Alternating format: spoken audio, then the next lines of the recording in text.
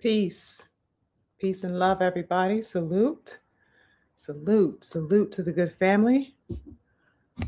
Hope everybody is doing good. I'm just moving my little settings around here. As usual, I like a clear space. Salute to the good family. I hope everybody is doing well. I was just, I'm saying, ecstatic here, okay, to myself, because my girl, Caroline Dubois, did the damn thing exactly as I expected her to.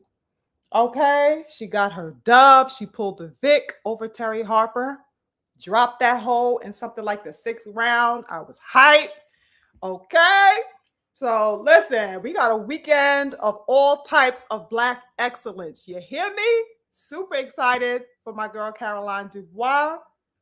And it's the perfect energy that I needed, of course, coming off of a wonderful weekend of boxing, and also just the passion and vehemence that we just have for the sport overall. I love to see warriorship on deck. I love to see the Warriors ironclad, 10 toes with the energy. So salute to one of my favorite fighters in boxing right now, the Queen, Caroline Dubois, for a wonderful victory. She looked beautiful. So happy for her. And I'm excited to talk some boxing with you guys. Salute to everybody. As I'm just fixing my little stuff here. Hold on, give me 1 second. I got my water on deck. I got my peppermint on deck. So I think I'm good to go. Let me check in with the good family and see who we got in the building so far, you guys. Let's see who we got on deck. Salute to everyone in the room. You guys know I love to do my salutations. Can you guys hear me okay? Put some nines in the chat if everybody's feeling good. If you guys can hear me audibly, put some nines in the chat. Let me know we are good to go as I go through the good family in the building. Let's see who we got first up on deck. Oh my goodness, we got Edward. Hold on, let me turn my screen up. We have Edward Nelson in the building with the energy. He says, salute, Queen SugarFreeMars. Infinite blessings to you, Edward. Thank you so much for joining and being first up in the building today. I appreciate you. Wonderful to see you. Oh my goodness, we got my beautiful sis, Convos with Cam in the building. Salute to my beautiful sis. Always wonderful to see you.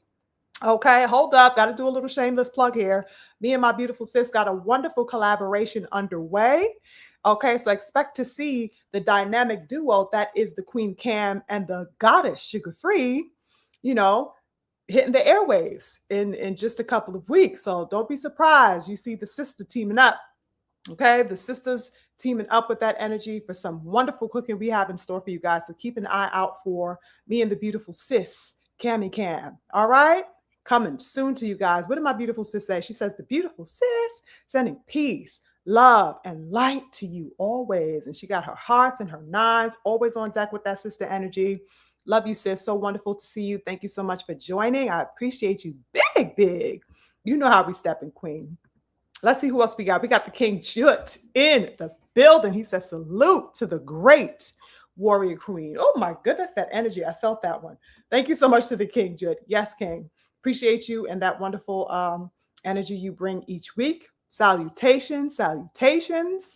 Who else we got on deck? We got the G in the building. G McCall, that is. He says, salute, Queen. He got salutes. His rose on deck for me. Yes, King. Big love to you. Infinite blessings to you. My Queen Mama Love, 10 toes on deck in the building. Love to see my Queen Mama Love big stepping as she always does, ladies and gentlemen. Okay, nothing is new. Okay, she says, salute to the warrior queen, my beautiful child of love. Big blessings and huge hugs. Thank you so much, Queen Mama Love. Always wonderful to be graced by you each and every week. I appreciate you so much. I hope that everything is well with you. Everything is upright your way. I'm always sending infinite blessings to you, Mama Love, and Easter blessings to the good family as well. For anybody who celebrates Easter, happy Easter to you guys. Let's see who else we got on deck. My twin. What's up, twin? The King, Daryl Anderson, in the building this good Sunday. He says, salute to the beautiful queen, a.k.a. my twin, Sugar Free. Salute to the rest of the kings and the queens in the chat. Infinite blessings to my twin, Daryl. I hope everything is well with you, right? If you guys celebrate Easter, happy Sunday to you. Happy Easter to you and your family. I hope everything is well with you, King.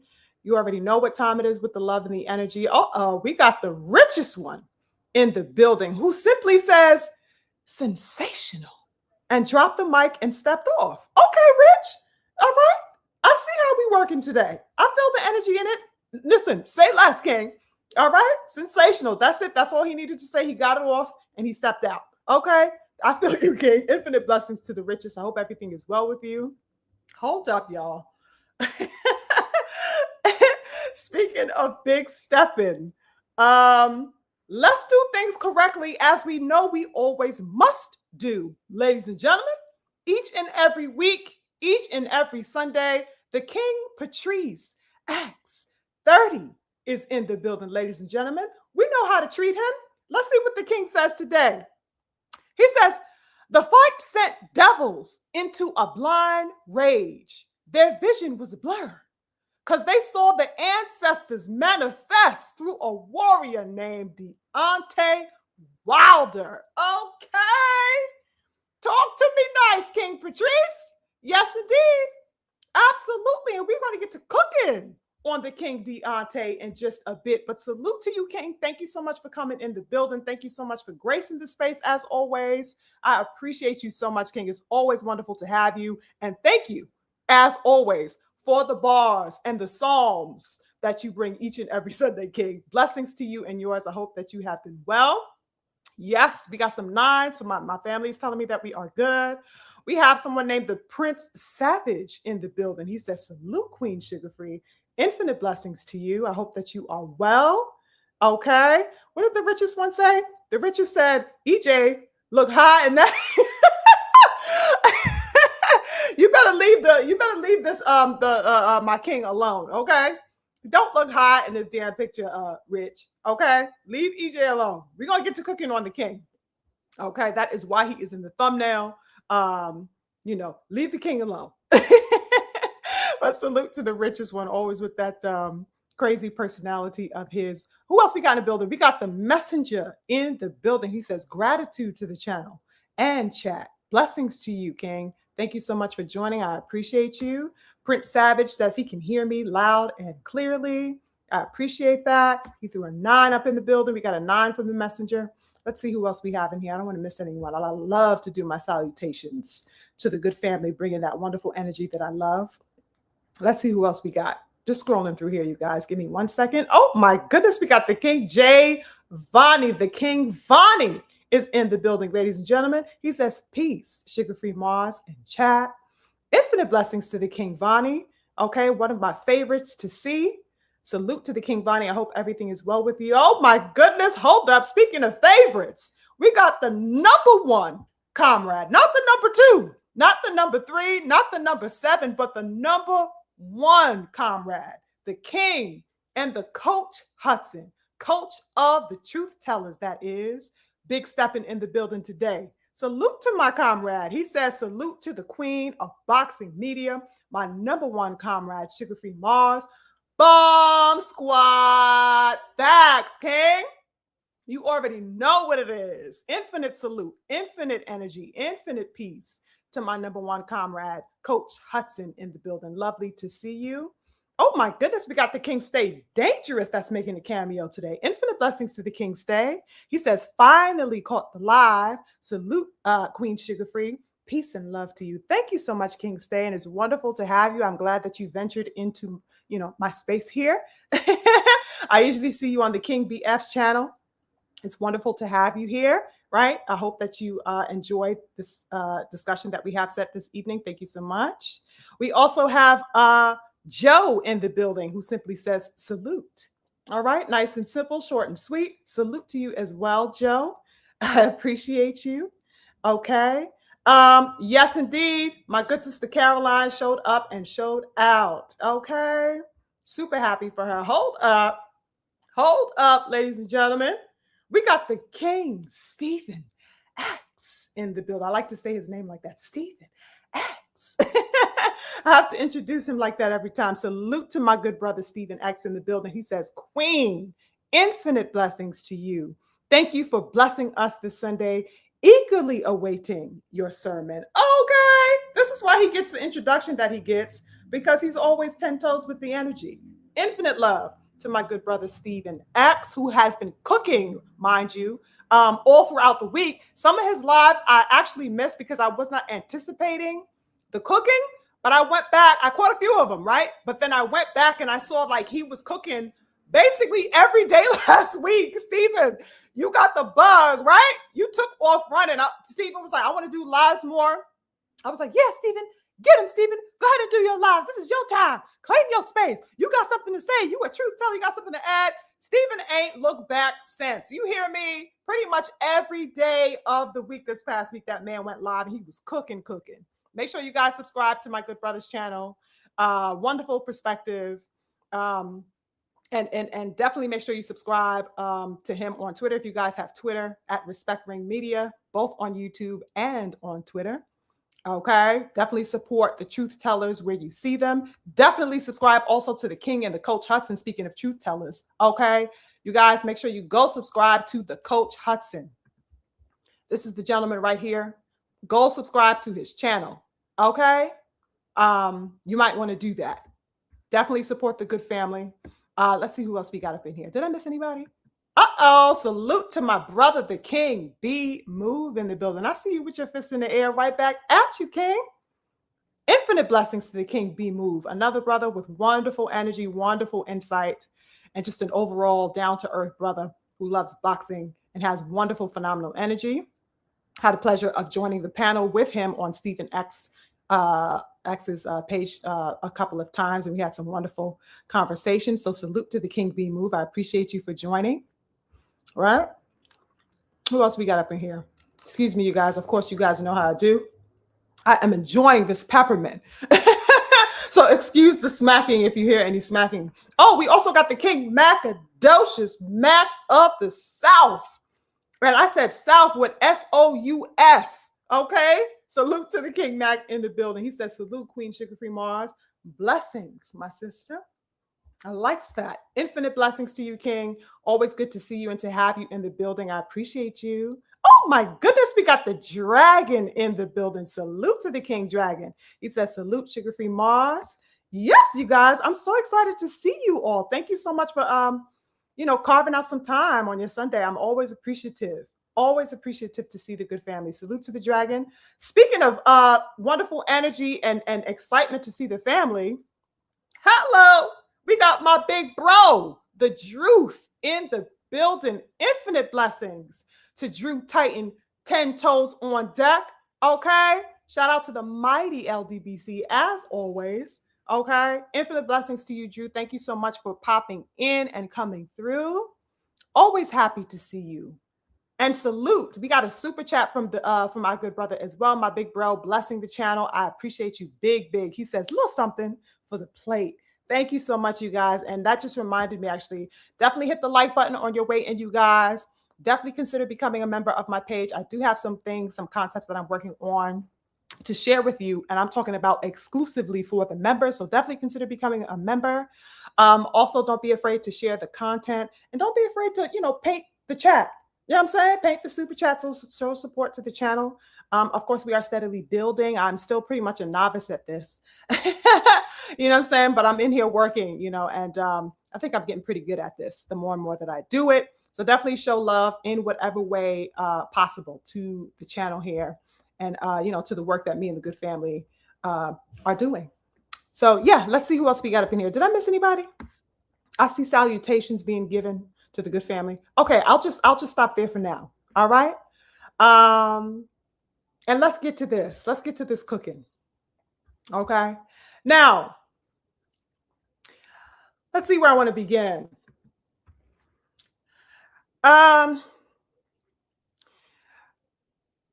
the past couple of weeks, actually, of course, I'm always gauging with the landscape and just figuring out what's going on, right? Peeping the seams and scoping the terrain, right? The landscape of things. And I think that we as boxing fans have been through a hell of a lot, to say the least, over the past few months, really. If I want to just give it a quick timeline, right? Definitely over the past few weeks. But something about the energy whether it was positive or whether it was energy that I found to have gone awry in whatever particular areas, have all seemed to be sparking something, creating little sparks in the corners, in the crevices. Some of them have been loud, some of them have been, unbeknownst to us, kind of underneath the surface, right? Things boiling and bubbling. But nonetheless, a spark and different sparks have been created via the output that we have been, witnessing in the boxing world. And I think that these sparks have inadvertently caused or propelled a need for action, a need for the display of action in whatever particular field. And I think like over the weekend that we had, the good fights that we witnessed, of course, with Wilder and stuff like that, and even the sister Caroline Dubois, who just got her dub, I want to say like an hour ago, 45 minutes ago, or whatever. I think that the sparks that we have been awaiting in boxing are inevitable, even though it seems like via the antics and emotions of all types of sorts that we have been witnessing, have been looking to, in my view at least, you guys tell me if you agree, a lot of movement and a lot of action has been taken to kind of thwart and diminish sparks from actually taking place. It's like they don't want ignition to happen in this era of boxing. And it's a concept that we kind of wave, our gaze over from time to time, right? As we sit back and notice these types of things happening. But I think that it is inevitable, you know what I'm saying, for things to catch light, for things to be sparked up, because it is not possible in an area where you have warriorship on deck for it to be completely inundated by inanity, by foolery, by folly, and things like that. Inevitably, the real ones are going to find and make their way.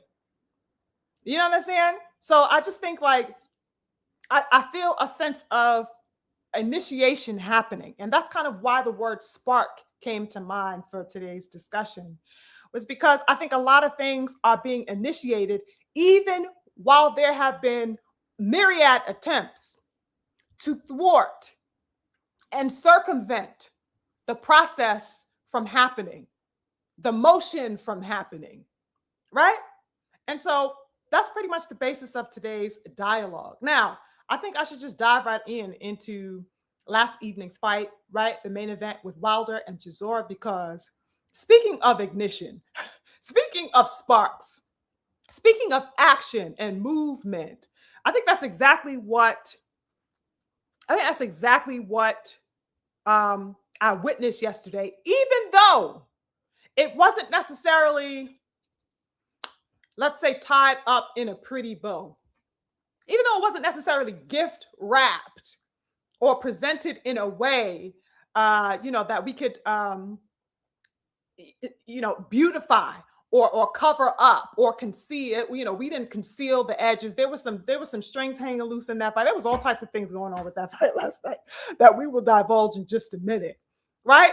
But what was happening in real time was a spark, was a need to fight. It was a basic need to show up and give to this thing, to give blood. That's what it was. You know what I'm saying? We are here. You know what I mean? We're going to sweat this thing out. We're going to figure this out. But come what may, I am going to come out victorious. That was the mindset of both men that I saw in that ring last night, from both Chisora and Wilder. Even though, like I said, it wasn't the prettiest, performance that one can account for. I was more interested in the valor, in the heart that was displayed, right? And the need to show something in the moment, which is really the spirit and the basis of boxing for me. That's the spark that I needed, real talk. So let's say this, in my view, you guys tell me how you feel, right? King Deontay just showed up to that arena in the UK, absolutely ready to snatch that Vic out of the hands of War Chisora. Now, we saw in the buildup, this man was sitting up there talking all of the talk saying, listen, I don't care. I'm going to make you retire. You're going to be the only one. You're going to be retiring by your damn self. And so many words is what he told, Chisora, who was hell bent on that being, of course, his last fight, right? The 50th fight that he would have upon retiring. And Wilder was absolutely adamant, that he would be the one to retire him. Oh, I'm not going to let you go skating off into no damn sunset with my head, on your plate. That's not happening. It will be the other way around. And guess what, ladies and gentlemen? Deontay Wilder did just that. I know there have been some haters all over social media, as I'm sure you guys have seen, talking all types of nonsense about the performance. Wilder went in there and he snatched the Vic. Okay, he said, "Fuck your country. Okay, fuck your backyard and your turf. This my shit." Okay, that's what Wilder went in there and did. That was the objective at hand. And he absolutely succeeded in the goal and the mission, ladies and gentlemen. End of goddamn story. I don't want to hear no sassy bitches complaining in my goddamn ear. Miss me with it. He went in there and he snatched the dub. And he did it on the turf of his op, period. End of story. Now, you guys, I was absolutely delighted to see the king back in the center of that ring. How did you guys feel seeing him in there in real time? Because I think the last person that he fought, I want to say, was something like last June. Didn't he fight that gentleman last June? So that Wilder has essentially been out of the ring for a year, ladies and gentlemen.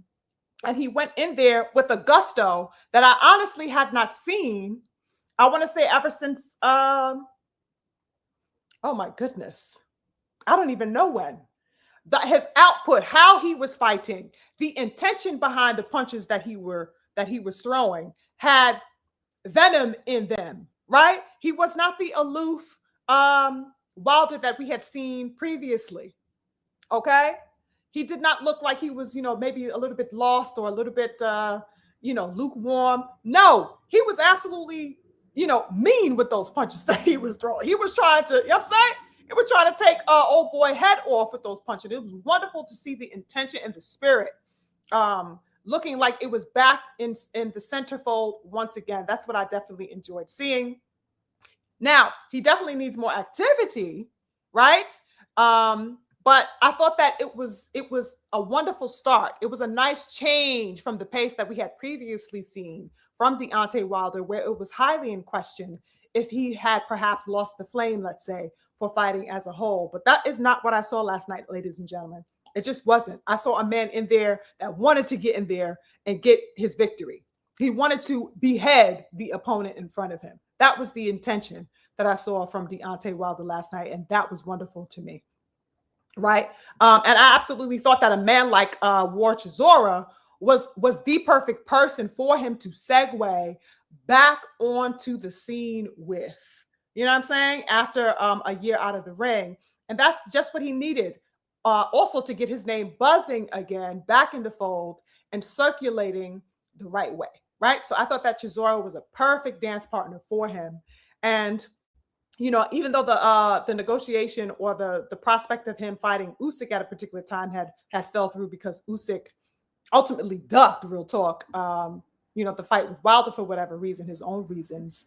I think that the blessing in disguise was that Chisora was a wonderful segue to get him, back in the ring and back in action again. I like the pair up. I like their energy in the build up. I like how they were talking to each other. I even like the brotherhood that they, of course, were exemplifying before and after the fight. It was just a good energy. I thought that was a good person for him to trade swords with. You know what I mean? Now, as for the fight itself, it was definitely interesting, to say the least, right? We all know what we saw. There were so many moments that had me hella confused as to what the hell was going on. You know what I mean? If I'm going to be honest, child, all types of sliding and diving. What was going on in there? I was like, what? Did these niggas got motherfucking ice skates? What is up with, are they skating around this ring? What is going on? I was like, hold on a goddamn minute. What's up with all this damn sliding? Child, I was cracking up. But you know what? I was entertained through it all. Now, can somebody tell me why that damn Chisora was rolling over like some old hound in the backyard? Why was that man falling? That man was just falling and just sliding every goddamn way. What was up with that? Falling through the ropes. You know what I'm saying? Looking like somebody's lit uncle at the barbecue. What was happening? What was happening there, you guys? Right? There were definitely moments where it got sloppy and slippery and all types of whatever was going on. Right? But all in all, what I did enjoy, like I said, was the heart that was displayed. Right? That's the one thing that I was not in question about. I was definitely in question about the counterfeit ass referee. Right?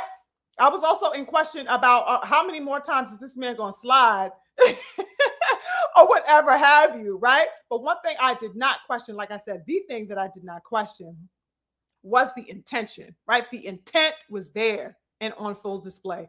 That damn bronze bomber Wilder is still a wild lion, you guys. Okay? Despite it all, despite his ups and downs, despite his feats and triumphs, this man is still a wild lion. Okay. He had some beautiful uppercuts that he landed on Chisora. Did you guys see some of those uppercuts that he was landing? Okay. And Chisora himself, even though he was a bit, disoriented at times, right? Off balance, he did not come there to lay down. Okay. He had some nice overhand rights of his own, Derek Chisora. Did you guys see that? Well, he caught Wilder pretty clean and Wilder ate them shits, but he was definitely caught. You know what I'm saying? So, both men were definitely giving it their all. They even throughout the moments where they both looked fatigued. I want to say they both looked fatigued by about the 5th or 6th round or so, right? Even despite that, they were unrelenting in pushing the pace and pushing the action and getting busy, right? Trying to get their shit off by hook or by goddamn crook, ladies and gentlemen. That's what I saw last night. You know what I mean? I was entertained. I was highly, highly, highly entertained. Listen, you guys, let me just make this posit really briefly. We need these types of fights as well. Do you understand what I'm saying? These types of fights, the ones that are not pretty, the ones that are not, all done up in bows and colored in roses. We need these types of gritty ass, weird ass, unorthodox fights as well. Okay? This too is a part of warfare, ladies and gentlemen. Not all of the fights that we see and sign up to see are going to be neat and primed and proper and hemmed along the edges, brothers and sisters. Okay? Sometimes motherfuckers are going to have to walk through some sloppy, nasty, muddy terrain in order to get what it is they came to get. Okay? Sometimes it's going to be muddy and guts and all types of sweat and all types, things might even come undone completely. Things may get clumsy, whatever it is that you want to think of. Okay? Sometimes warriors will have to be ungraceful on that battlefield, brothers and sisters. This is war. This is war, brothers and sisters. This is the battlefield. This is not the ballet or the opera, in other words. This is boxing. Facts to know, you guys. You know what I mean? So that, it will not always be hemmed up and prim and proper. All right? Especially when you got personalities colliding like that of Derek Chisora and Deontay Wilder. Okay? 2 old lions, 2 veteran lions out here getting it popping. They done been there and done that. They ain't got time to dress it up for you niggas. Okay? These are the type of men that are walking all throughout the house. Listen, they're not trying to put on, their church shoes on or their whatever. They got if you be lucky if you come to the house and they got a damn shirt on. Okay, but if they do have a shirt on, that shit gonna have all types of stains on it. They're gonna have the broken down back slippers. Okay, they're not trying to get cute for you niggas no more. You understand? These men are up in their 40s. They ain't got time to impress you niggas. Are we here to fight or nah? That was the energy. It's like, all right, I don't give a damn if you like it. I don't give a damn if you think this is cute. I'm here to take this motherfucker's head off. That's what I'm here to do. I don't give a damn what it looks like to you guys. You know what I'm saying?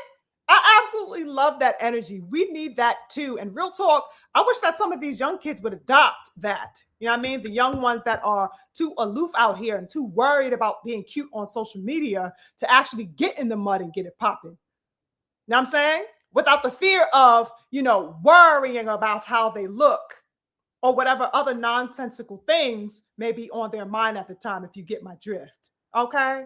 Now, There was undoubtedly a spirit and a fire, in other words, brothers and sisters, about this fight last night that was resonant between Chisora and Wilder. Okay? Whether you like the fight or not, let's keep it a buck that you felt that heat being exchanged between those two men. Let's not cap here. You know what I mean? Because I've seen some prissy ass people in these boxing streets. Oh, what were they doing? Oh my God, it's like a who? Well, why don't they just clean it up? And I don't give a fuck. The fire was there. That's what I cared about. And it's a fire that I cannot say that I have seen in Shakur's last performance, for example, brothers and sisters. Where did you see a fraction of that fire in Shakur Stevenson's last performance? Did you see that heat, that vehemence, that need? I sure as hell didn't. Or how about from Racist Riri's last performance? Did you guys feel any heat being exchanged between him and saggy ass Mario Barrios? No. That was a rhetorical question. The answer is no, brothers and sisters. No energy, no need. I was not galvanized by those fights, for example. Okay, last night's fight, despite what you may think about it, was highly competitive, fully and totally action-packed from start to motherfucking finish. Okay, they didn't give a damn if they had to windmill. They didn't give a damn if they had to dive across that ring to get to the next person. It didn't matter. Like, it was not about grace at all. It was about, okay, how can I get to this man? How can I get to him and do what I need to do? All right, I'm gonna throw this punch all the way from motherfucking Kenya. Okay, this punch is coming from my left hip all the way from the equator. That's how wild I'm throwing this punch, because I'm really trying to do some damage and take your head off. That's what the fight was about, and I absolutely love the intention behind that. Okay, now if you guys recall, there was a part of the fight. I want to say I think it was like round 8. Where Chisora threw, did you guys see this part? Motherfucker threw a hell of an overhand right that landed on Wilder's jaw, like right there, clean on, right down the pipe on Wilder. And Wilder simply ate that punch, you guys. Did you guys see that? In the 8th round, landed clean as hell on Wilder's jaw. He ate that shit and he smiled at Chisora, y'all. Did y'all see that? Then Wilder proceeded to catch him with 3, not 1, 3 nasty ass right hands that wobbled and stunned the hell out of Chisora. I was like, oh my goodness, this fucking fight is fun as hell. Okay, fun. I loved it. I enjoyed it. You know what I'm saying? Although, like I said, I didn't like that damn referee. I didn't like what was going on, okay, by the official. I did not like that, okay? Cheating ass motherfucking ref is what was happening in real time, you guys. Okay, what hole did they pull that man out of, that referee? Took a point away from the King Wilder for no ass reason at all. What was that about, you guys? Motherfucker was stalling for time for Chisora. Did you see this underhanded shit that was happening? What the hell? What was going on with that snake ass shit? Didn't like it at all. And let's not also forget that he absolutely let slide something that should have really been ruled a disqualification for Chisora altogether, brothers and sisters. You guys remember when Wilder had that man knocked down and all through the ropes and stuff like that? And then you had Team Chisora running up behind, you know, to kind of hold up Chisora from falling through the ropes. What is going on here? What was going on there, ladies and gentlemen? That should have been an instant and automatic disqualification. Even Steven Espinosa came out on Twitter and was like, what the fuck was going on with that? They should have been absolutely and totally disqualified. I did not like that at all. You know, they should have been totally disqualified. I'm looking at it in my mind, I'm like, what is this? Why was this allowed for like that? They should not be intervening unless they're calling the fight off. That's the only time, you know, Team Chisora needs to be going in there and meddling in with that particular fight. Anything other than that is an, you know, it's illegal, real talk. Absolutely illegal. I can't stand the underhanded nonsense in boxing, you guys. And these things are just allowed to slide time and time again. We have seen them, in various countless fights, you guys. And this was another example, of those counterfeit practices. The rules are the goddamn rules for a reason, brothers and sisters. What the hell is going on here? They were doing everything to keep Wilder from getting that Vic in real time. And what is up with Wilder and referees cheating him? This man, to this day, in my Wilder voice, is being cheated by these officials. These people are still aiming and plotting, to thwart this man's progress. What is going on? We already know what time it was with the count with Fury. In 2 fights, I want to say, right? Cheating ass referees. What is going on here? But anyway, he went in there. He took the W despite it all. So salute to the King Wilder for that entertaining, fun-filled fight, and salute to War Chisora for coming in there, not coming to lay down, really trying to give it his all, and really ending out and rounding out, the end of his career, in one piece. He gets to go home to his family. He gets to say, yes, I ended my fight with one of the best, heavyweights of this era, one of the most notable heavyweights of this era. And I'm glad that, they got to experience that with each other as brothers. You know what I mean? So wonderful fight. Now, I'm not sure what's next for the King Wilder, you guys, right? But I'm down, for riding with whatever he wants to do. Whatever it is that he wanted to do. If he said, you know what, Chisora was it for me, I'm down with that. If he says, you know what, line up goddamn, the best of them that you can think of, I'm down for that too. Wherever he wants to go, I'm riding with the King Wilder. Oh, I saw a clip where an interviewer had asked him, get this, you guys. You know what I'm saying? Interviewer asked the King Wilder if he would be interested in a fight with Moses Itama. Moses Itama, y'all. And like the true warrior he is, he said, most definitely, brothers and sisters. Do you hear this? This is the King Wilder, y'all. Come what may, you can think of him what you will, because I know this man has a lot of haters. And even aside from that, he may have people who may mean well and have the best of intentions for him, by wanting him to sit it out and saying, listen, I don't want to see him, in a state of being made decrepit in the ring or whatever, because blah, blah, blah. They don't think he has the same gusto, whatever they have. They may have good intentions behind that for the most part, but don't want to see him push forward. But, whatever your feelings may be, whatever the side of the fence you may be on, you got to put respect on Wilder's name for saying, let me get it popping with Moses. Moses right now is the best heavyweight to me in boxing. Okay, not only does he have the most potential, but he has a style that I think is the most formidable, right? Because he has access to everything in his arsenal. He has the potential to access everything, all types of skills, all in one shot. Moses Itama is Himothy to me right now in the heavyweight division. So the fact that Wilder says, yeah, what's up? I get it popping with him. This is a quote from Deontay Wilder when he was asked that. Wilder said, quote, I'm not dodging anyone. I'm a veteran in the game, and I'm looking forward to fighting any and all of them. If the fans want to see it, then why not? End quote. Do you hear this spirit, brothers and sisters? This is Deontay Wilder, the person that they constantly and consistently want to count out. This is him.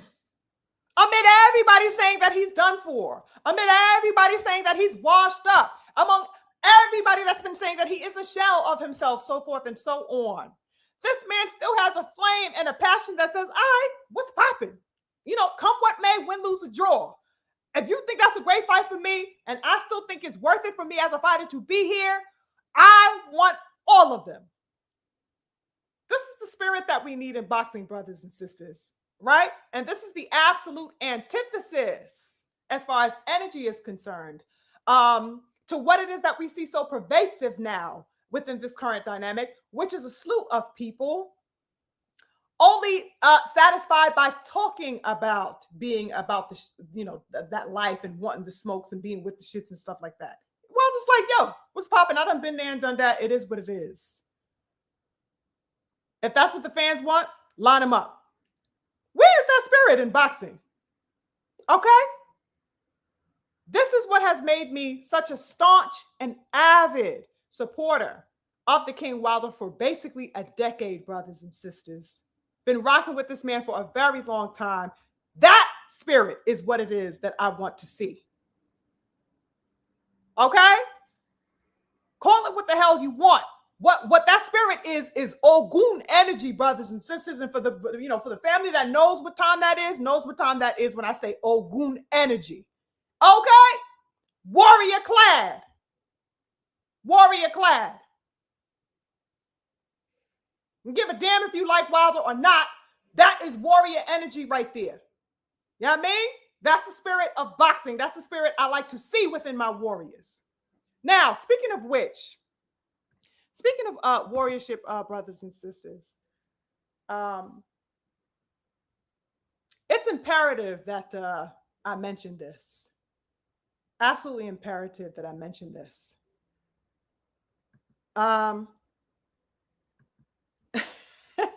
Hold on, you guys. Hold on.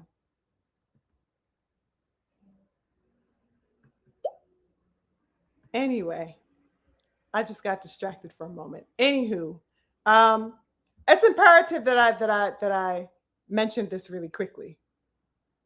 Speaking of warriorship, you guys, for the good family up in here, y'all know what time it is with me, right? You guys, many of you know, right, that I am a heavy, not only Deontay Wilder fan, but that my other favorite heavyweight of this era is hands down, undoubtedly, Anthony Joshua, right? You guys know that about the goddess, Sugar Free.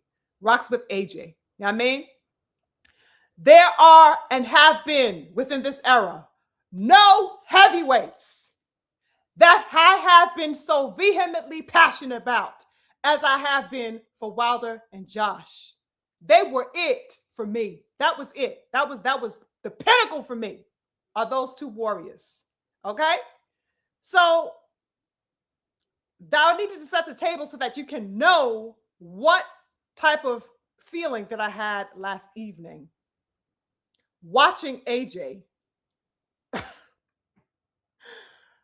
I don't know what the hell to call his motherfucking cheerleading. I don't know what the hell to call it, brothers and sisters. It was revolting to me what I witnessed last night and seeing the way that man was cheerleading in the audience. Now, let me make this posit really briefly. I am totally aware of the fact that Chisora is one of AJ's dearest and closest friends. I'm fully aware of that. Okay, so that it's expected that he would be rooting for his boy. You know what I mean? Ain't no issue there, right? That's not where the issue lies. However, the issue for me was more so like, nigga, Deontay Wilder is your food. What the fuck kind of push shit is this? That's your food. Why are you cheering this man on for food that you should have devoured 8 years ago? Am I tripping to know, you guys? You let me know if I'm bugging. That is your food. That's your prey. You let that shit run free, frolicking in the goddamn field because you're too scared to get your ass up and go get the kill. But you want to sit up here and wave pom-poms for your man getting the prey that you should have killed and took back to your lair. What is going on here? I just thought that was so puss. And I have never used those words for the King AJ. Never. But it was just, it was impossible for me to bypass the visuals of what it was that I was witnessing. I just like, what is this man? Just a smiling and getting up and just a dancing and doing his little two-step when he thought Chisora got Wilder hurt, or what? What the fuck are we doing, brothers and sisters? It was the most puss. Oh my God. It was, oh my God. You know, there were no names in the heavyweight division, brothers and sisters, as you know, that have been so completely and utterly synonymous with each other as the names of Deontay Wilder and Joshua. No names have been more synonymous with each other than those two brothers, beautiful people. Those two names have been inextricable for the past decade, ladies and gentlemen. Do you understand what I'm saying? Even Tyson Fury's name, even though he was among that the trifecta, if you will. Even though Tyson Fury completed the trifecta, right? Because it was always the three of them intermingled, their names intermingled. It was solely the name of Wilder and AJ that got things stirring to the degree and the capacity that it had it in boxing. It was always those two brothers that carried the heavyweight division like no other, ladies and gentlemen. Facts or no? No two names have been as explosively connected as AJ and Wilder's names have been. Joshua, to me, last night, you guys, looked like a whole sissy, a bitch-ass nigga sitting up in there cheering for goddamn Chisora for doing what he should have goddamn done 9 years ago, 8 years ago. What are we talking about? I was revolted, absolutely appalled. And that's my guy. You know what I mean? AJ is my guy. Just like Wilder is my guy, ladies and gentlemen. But ain't no sugarcoating nothing over here. Nigga look motherfucking puss sitting in that damn audience last night, you guys. End of story. I don't give a damn how much I rocked with him. I don't rock with puss ass energy or tendencies. What is this man doing? This nigga Josh ran, ladies and gentlemen, ran at the opportunity to fight who? Francis goddamn Ngannou, ladies and gentlemen. Did he not? Did he not run into the arms of Francis Ngannou for a fight? A fight that I was vehemently against when it was announced. I hated that shit. But I gave him a pass. Like, okay, you want to make it? Okay, get that shit out the way. Get on to some shit that I can feel. Give me something that is soulful, at least after this. What did the motherfucker do after that? Ran into the arms to take a worthless fight. For no legacy, no nothing. Did nothing for his stature.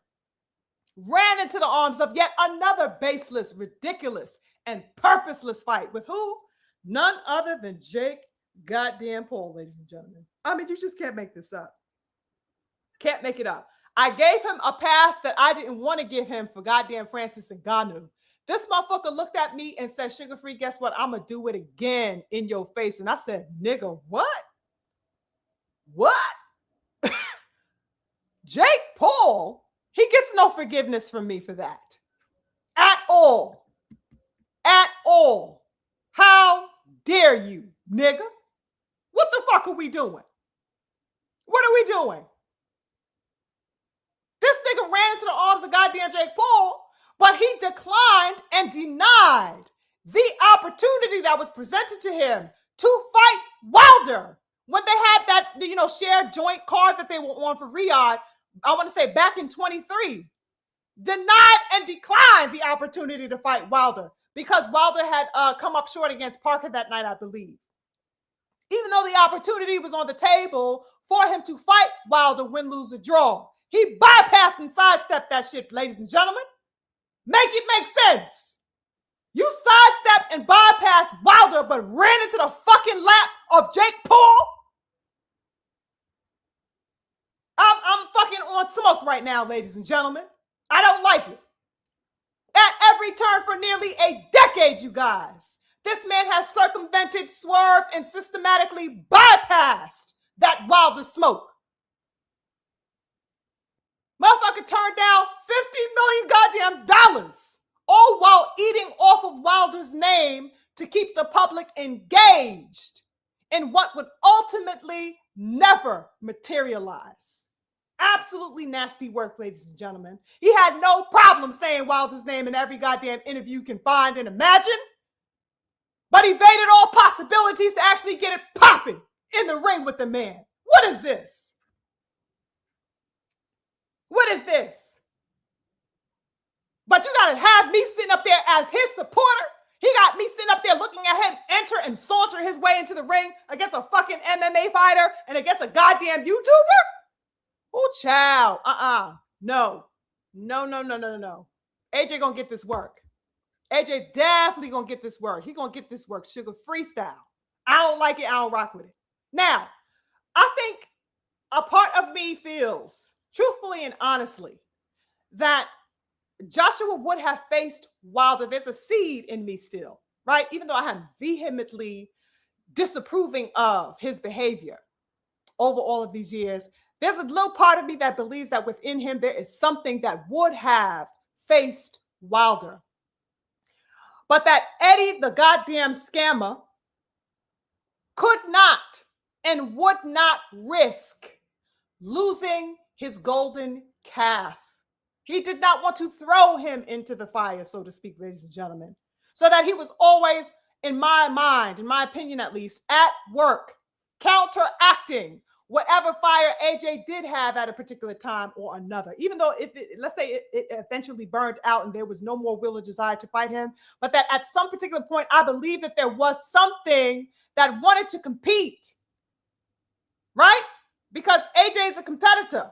That spirit, you just can't fake that. You know what I mean?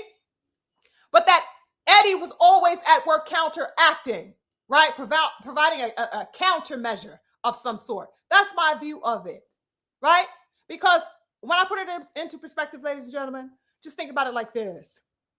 There is no more relevant a fighter, no more central a fighter to Eddie Hearn than AJ, brothers and sisters. There is nobody more essential to the core of Eddie Hearn's prominence and relevance than AJ. That is a fact. Okay? He made his name off of AJ's back. Same way that his father made his name and claim off of Eubank Sr.'s back. Right? Same type of dynamic. Now, this man clout chased. This is Eddie Hearn.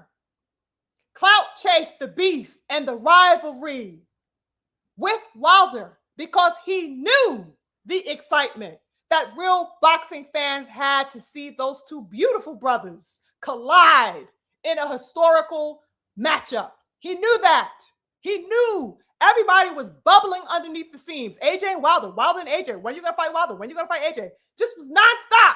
The rhetoric, the vehemence, the engagement was at an all-time high, always, between those two men as far as the fans were concerned. We wanted to see them fight. It did not matter what side you rocked with.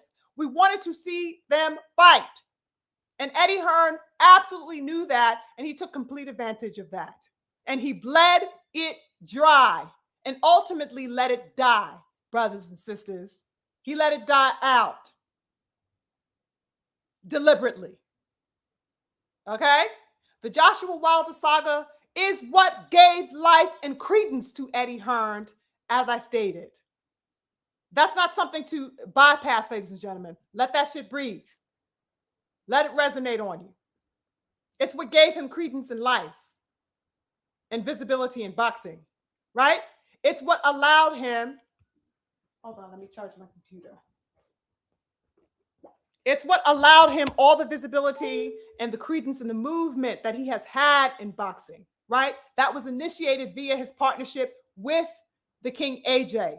It's what allowed him to traverse even into American territory, right? So that Eddie the Scammer had Devin Haney as a foothold on the American market, right? But that he sauntered his way in via taking the avenue of trying to quote unquote make AJ a what? Crossover appeal into the American landscape when he was going to have that fight at Madison Square Garden. He edged his way in to the American public gaze with AJ. Okay? It's what allowed him to traverse that territory and be able to get a footing on American fighters, period. All right? He was able to do that because of Deontay Wilder's hunger for Joshua, because of that fuel and feud between them, so that he rode the coattails of that rivalry, right? The American heavyweight versus his heavyweight. That's how he traversed into the American landscape as we know it, right? So that essentially he rode the wave of Wilder in order to get the visibility, right? For Joshua and so forth and so on, even though he had no intention of solidifying that fight, ever. That's my posit, right? And it was a hunger from Wilder that hasn't burned out, so that the hunger that Wilder had then is still here, ladies and gentlemen. Wilder still wants goddamn AJ's head, brothers and sisters. He still called for Joshua's head, ladies and gentlemen. Did you guys see that clip that's going around that has been going all types of viral across social media? Right? So that in this clip, Wilder, barely was able to wipe the sweat off his back. He had just got off the ring, barely dabbed his face, dabbed the sweat off of him. He is making his way into the audience, into the, what do you call that? The little pathway that's going to lead him back into his dressing room, ladies and gentlemen. Did you guys see this clip? Wilder is making his way with his lady, with his team, into the locker room area, right? But in order to do that, you have to walk through the crowd, right? The seating area. So that he is passing through there, dapping up all the fans, waving his head, touching his glove with the fans that want to say hi to him. Okay. He is saying hello to the interviewers and making his way over there, right? So that as he is doing this, guess who's standing right there in the crowd among all the goddamn fans and spectators, brothers and sisters? You guessed it. Anthony goddamn Joshua. Standing right there amid the crowd and standing there and positioning himself so that he can be seen by Wilder. Because let's not forget, before the fight, when Wilder had just arrived to the arena, right, he was making his way into the dressing room. And in order to get there, he passed Anthony Joshua, didn't look twice at the man, kept walking. And here's AJ standing there with his damn phone, looking at Wilder as if he wanted to make eye contact or telepathically signal to Wilder, hey, look at me, I'm standing right here, don't you see me? Wilder didn't even fucking blink an eye, walked straight past that nigga, smooth past his ass. And rightfully goddamn so. I ain't even mad at it, right? And then AJ puts his head down and act like, oh, it wasn't nothing, no sweat off my back. Nigga, your feelings was hurt because he didn't acknowledge you, right? So that in this instance, when Wilder is making his way after the fight into the back into the dressing room, right? AJ insists upon being seen. You can see him standing there. He wants to, position himself and pivot himself to be seen. And Wilder this time decides to acknowledge him, right? So that Wilder sees him and he gives him a light dap, right? Taps him up and says, let's do it. Let's do it. And he keeps on walking, walks off. You guys, Joshua's reaction.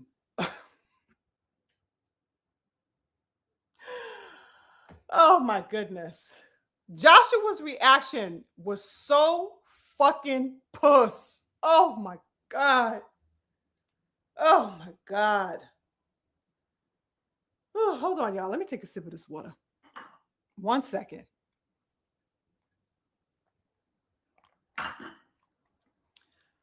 Joshua's reaction was so puss, good family. I can't even tell you. I can't even tell you. The goddamn Joshua he looked straight at goddamn Deontay. Just straight at him with this smug, look on his face. Just smug, chide look on his face. And he said absolutely nothing.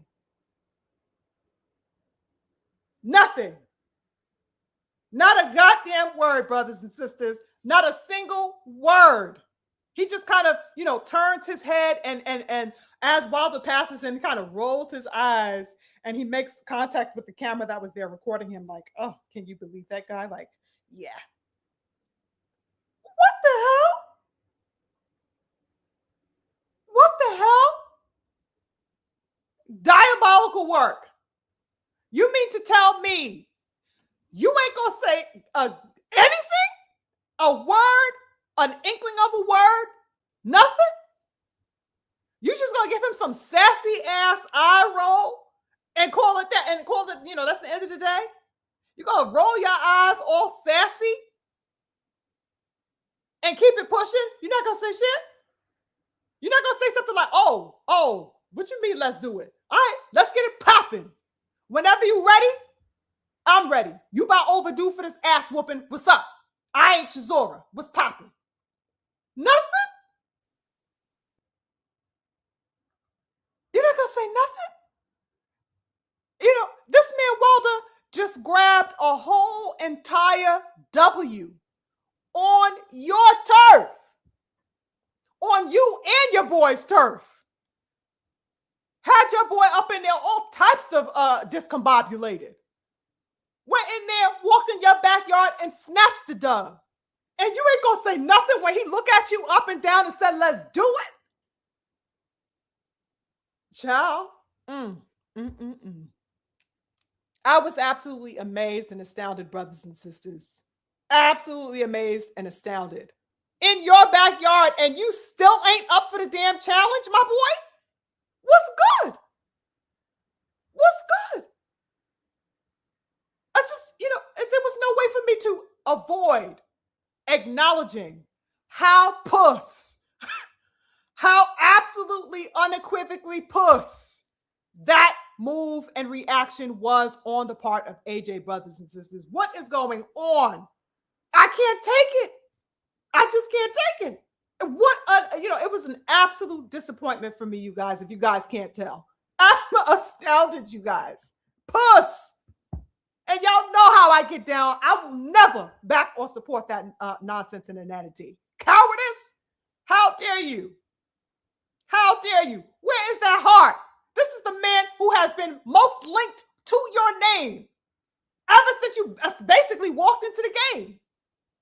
And you ain't say shit to this man after he made a fool out of your boy in your hometown and looked at you and said, what's up? And you tucked your goddamn tail. Oh my goodness.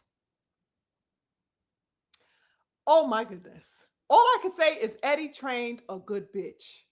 Listen, it does not feel good for me saying this, brothers and sisters, but y'all know I do not add preservatives in my boxing talk. No sugar, no additives, no preservatives, whatever.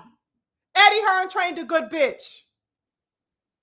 He is totally domesticated. Whatever fire that man, may have once held for Deontay Wilder has been absolutely obliterated and completely tamed. He wants no work with Wilder.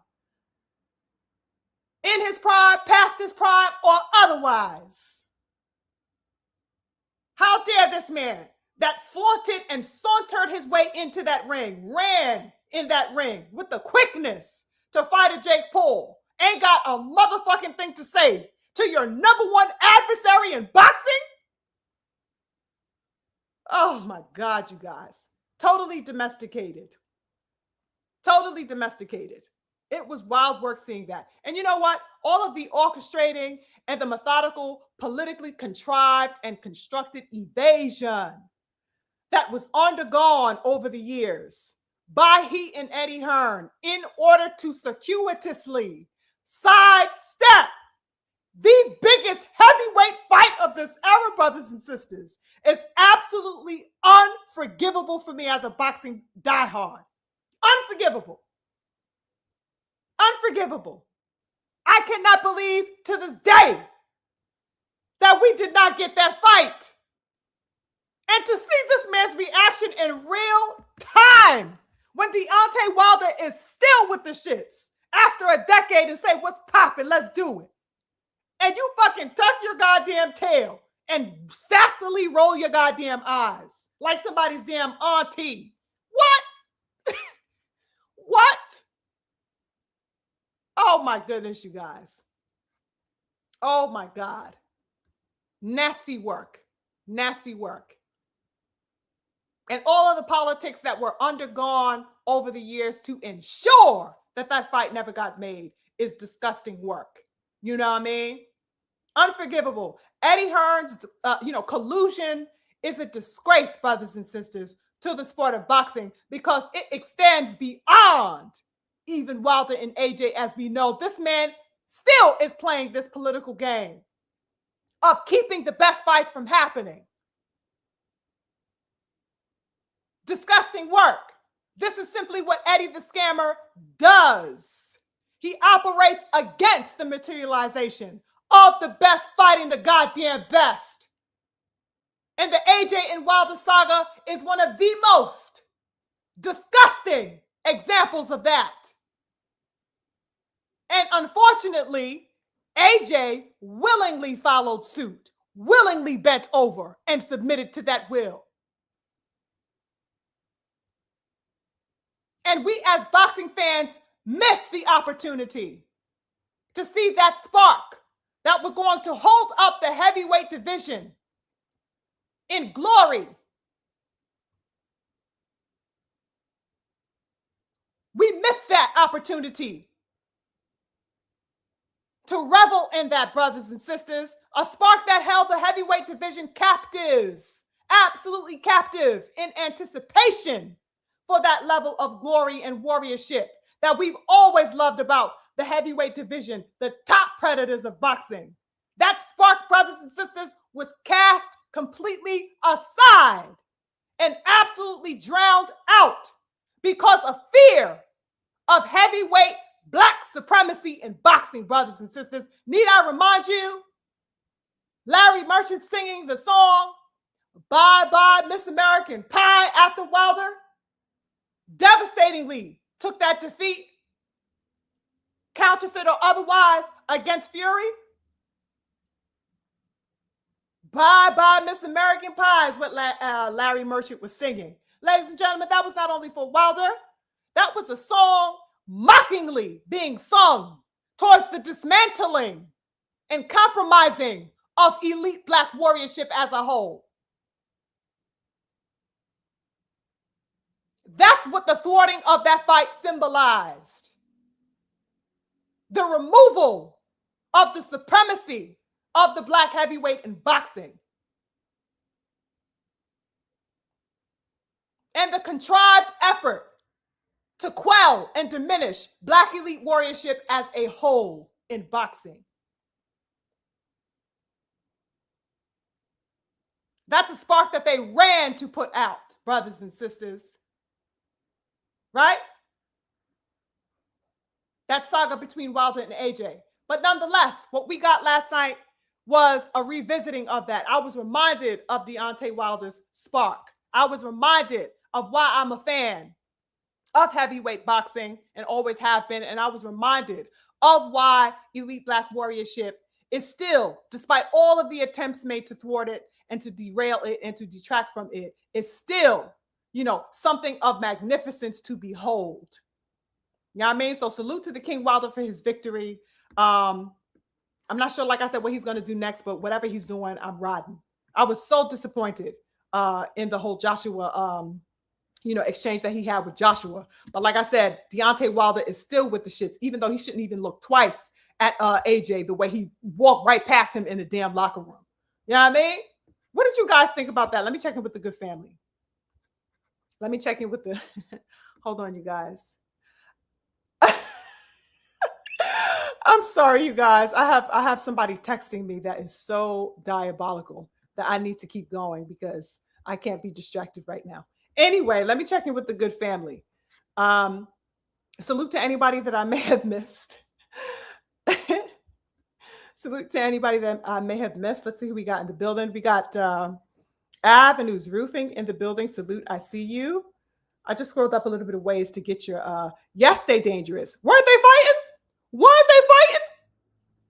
Them dudes was going ham. You know what I'm saying? And like I said, there's a lot of prissy ass niggas out here that's like, oh, you know what I'm saying? Well, they were so sloppy. Goddamn, what is that? You know, what they doing up in there? Oh, I don't like that. Why he looking like that? Why his legs looking like that? I don't give a damn. You know what I mean? Them niggas up in there to fight. I back and I support it. Was it a sloppy, showing? Absolutely. You know what I mean? But I'm there for the heart. I'm there for the warriorship. And that is something that they had all the way on deck last night. Whether it was a pretty dance or not is of no consequence to me. You know what I mean? The valor was there, and that is what was most important. You know what I mean? As a boxing fan, was that passion. And did you guys see that audience? Everybody was on their feet. Everybody was enjoying that fight. You know what I mean? Everybody in the audience, was there for it. They was with it. They was like, all right, Get up, try again. Oh, you swung, you missed, try again. Oh, that time he hit him. This time, they were there for it. The energy was so intense and action packed. I was entertained despite it all. Salute to the King ATL in the building. I see you. Blessings to you. Thank you so much for joining.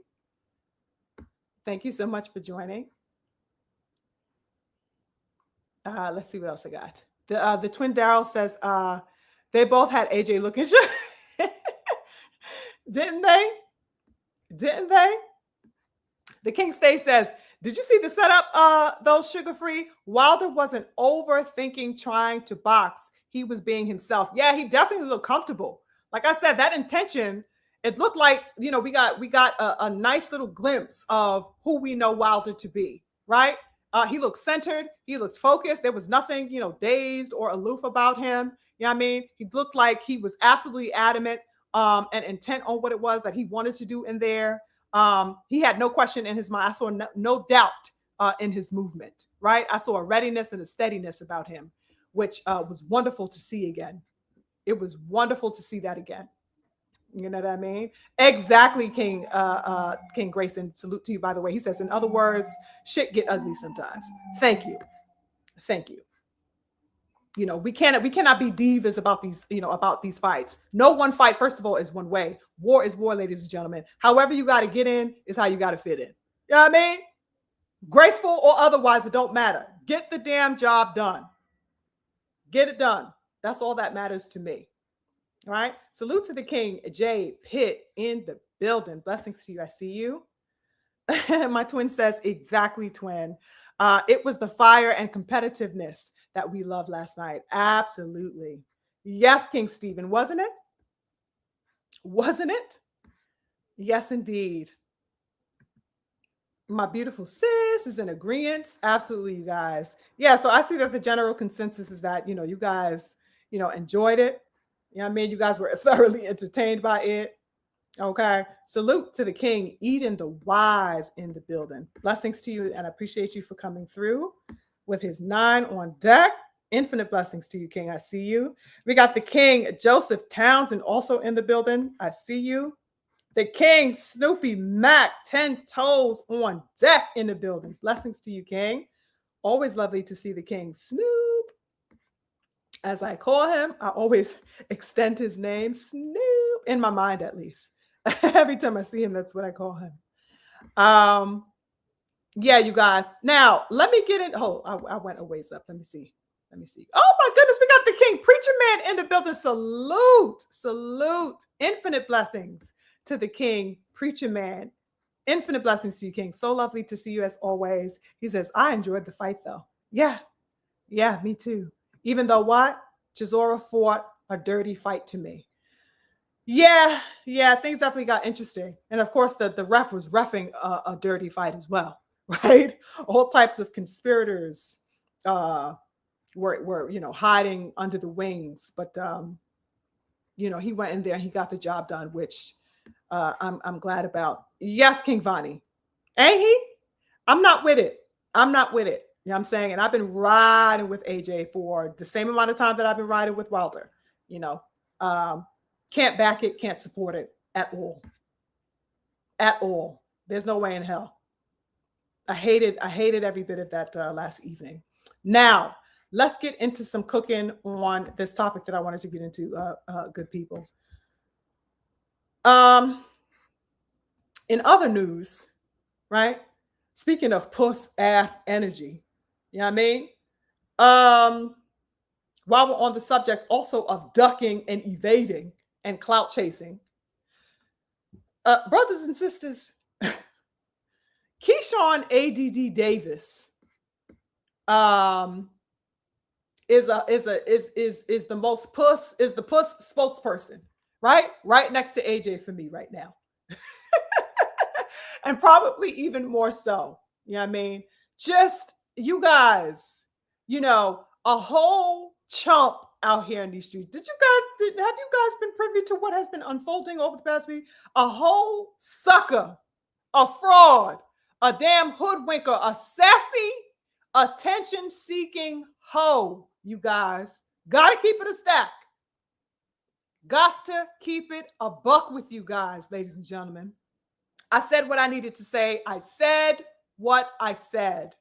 I hope I made that clear. I hope that was put coherently to the bitches in the back. Okay? Your dude, ADD Davis, is a whole fraud out here, ladies and gentlemen. Now, over the past week, good people, as we know, right? It has been reported and revealed that this chump, I mean, you just can't make this up, good people. This chump, ADD Davis, is going to be fighting, get this, ladies and gentlemen, Nair Albright.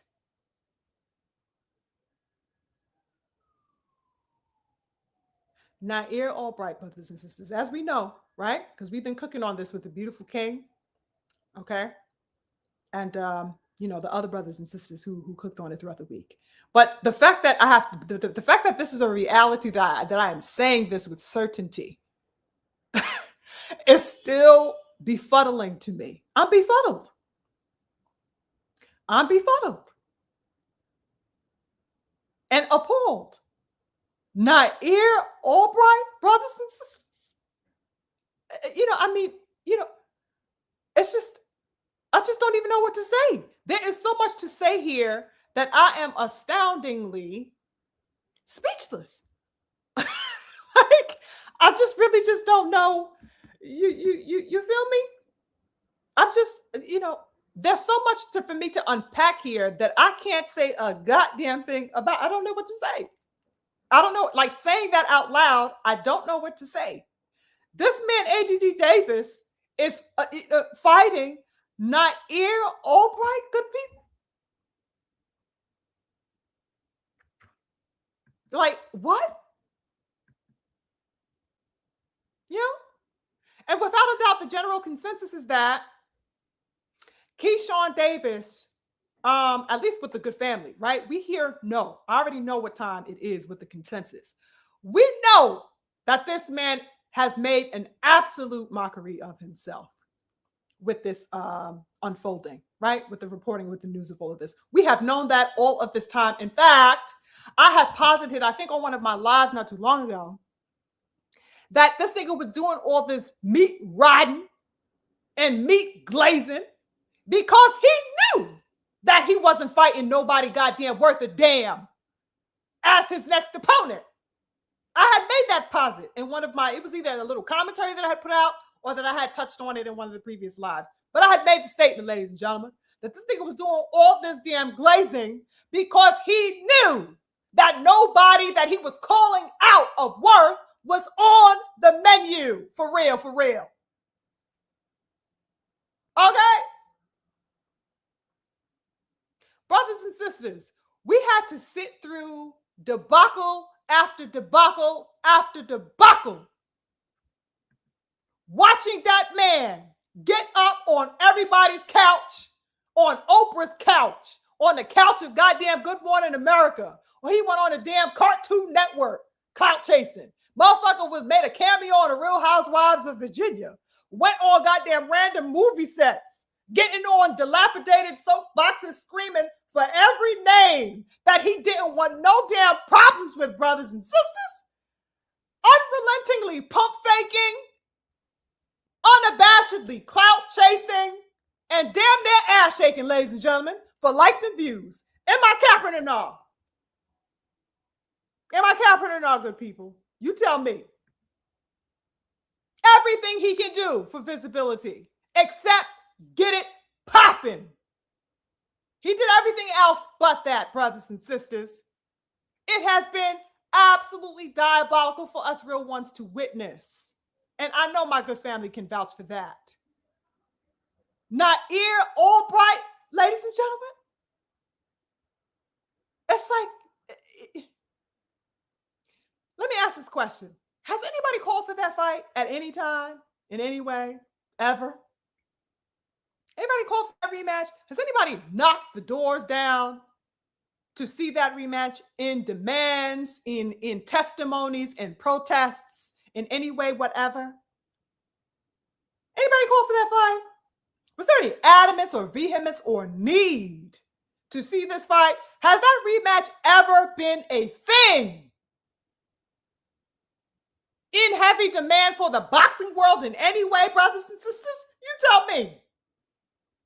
You tell me. We know what the answer is, good people. This is one of the most vicious, ferocious ducks, clout chase foolery I have ever seen within this era. I mean, one of the most disgusting and vile ducks of all time. This has to go down in the history books, brothers and sisters. I mean, the measures that this man had taken to clout chase ought to be motherfucking studied. It really should be put in the history books to be studied. What? All of that for you to turn around and fight Albright, the R&B singing nigga? You know what I mean? Who is, you know what I'm saying, who's not a bad fighter. You know what I'm saying? He's not, you know, I wouldn't say that he's a, you know what I'm saying, you know, some wash away just like, you know what I mean? But nigga, what are we doing? What are we doing? After all the goddamn hooting and hollering he's been doing, that's who you circle the block on? Nair Albright? ADD Davis, brothers and sisters, has clout chased unabashedly, unrelentingly. The name of the young king, as we know. Motherfucking Lewis Crocker got his meat rode. Dalton Smith, okay? He done did the reverse cowgirl on Dalton Smith, okay? He damn near tongued down Riri the racist in that sassy, face-off that they had. Motherfucker meat rode even the young lion Abdullah Mason, who fights at 135 and is a champ at 135, as we know. He even clout chased Blueface and some random ass streamers that I'm too old to even know about. People I've never seen in my damn life. Only to turn around and fight Albright up, brothers and sisters. What in the whole activity is going on? What is going on? What is really going on? Can anybody tell me what purpose this serves in boxing? What is this Albright fight serving, brothers and sisters? There is no strap whatever on the line here. What is he fighting this man for? Except to waste my goddamn time. What's this for? You know, I cannot say enough about how absurd it is. You know? And also, I can't also say how absurd it is, like always, you know, how aside from us, you know, conscious family, the conscious boxing community, no one is talking about or even bringing up this news of ADD Davis fighting Albright next month. Ain't nobody talking about this. Have you guys seen real dialogue surrounding this? I've heard nobody outside of the conscious space really divulge this topic, brothers and sisters. They have all circumvented the topic as a whole. And reportedly, you know, from the article that I had read on Boxing Scene, you know, this fight is taking place in his hometown of Virginia. Next month, good people. May 16th is the date that it is slated for. May 16th.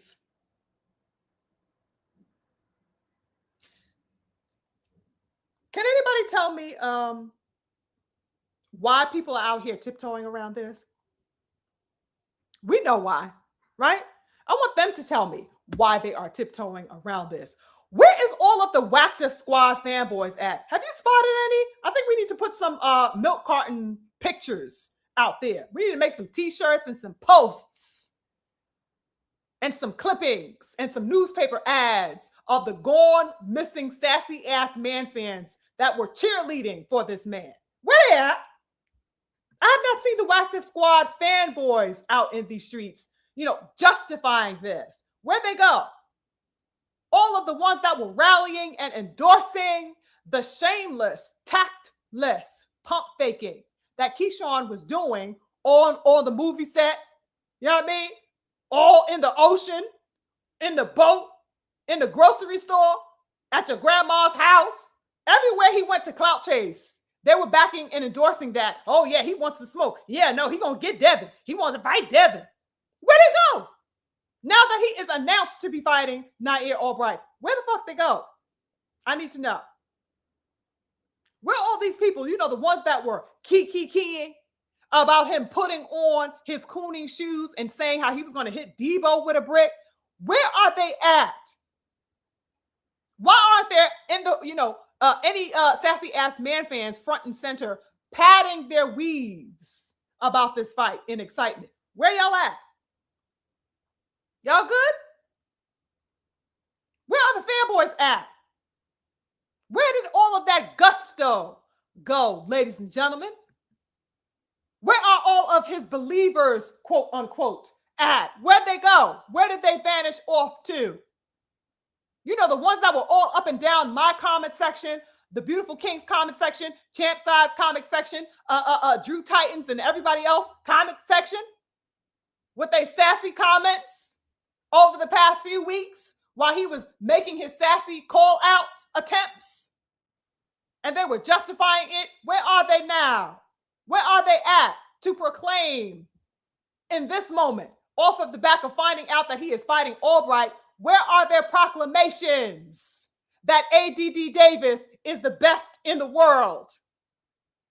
Where are the ones with the proclamations about how he is going to whoop Devin at 47? Where the ass is at? You mean to tell me that all of a sudden y'all are not proud of Keyshawn Davis? Are you guys ashamed that he is fighting Albright? Is that what's happening? How interesting. Does this fight with Albright, a nigga that nobody asked him to fight, does this fight prove that ADD Davis is the best in the world or nah? You told me he was the best in the world. You told me he was better than Shakur Stevenson. You told me that he could mollywop Devin Haney all up and down the streets. What happened? Why are you so quiet? Why are you not happy about this Albright fight? Why y'all went into hiding? Ain't that interesting? Does this fight with Albright not validate what y'all been screaming the whole time, that he is the best and he is the one to get the job done against DHP? Right? What's up? Looks like the spark from this chump that he promised went up in smoke and completely fizzled out. Looks like there was no spark to be had other than the clout chasing, other than the chatty patty talking.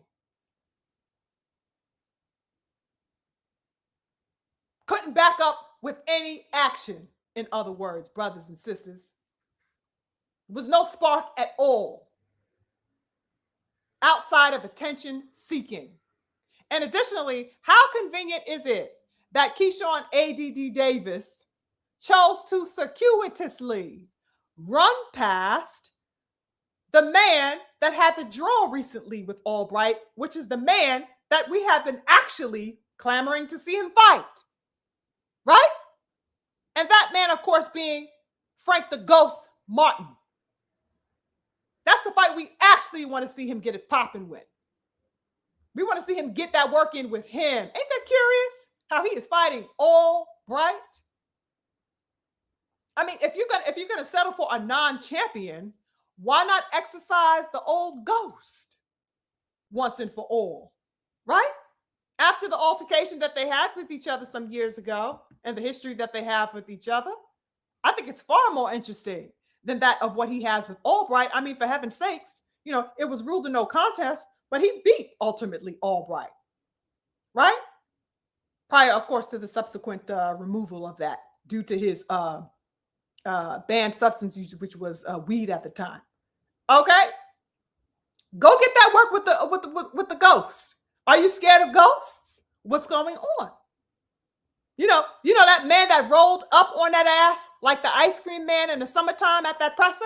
Yeah, that's how Frank rolled up on his ass. Go get that work. Frank stopped his own goddamn interview to go check that man face to face. Him, go get him. That's the fight that I want to see with old Keyshawn Davis. If you're going to fight somebody that's a non-champion, go get that work with Frank Martin. Go get that smoke over there. Why is he not fighting him, brothers and sisters? You know, this Trump Keyshawn and Beautiful King BF made me aware of this when he was talking to Jamp Side yesterday, right? That Jermaine Ortiz already, you know, beat Albright.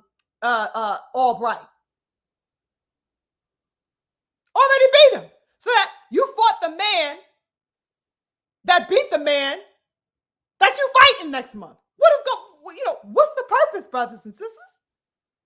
I mean, the Trump shit is absolutely diabolical when you unpack this. Absolutely out of control when you actually gauge it for what this is.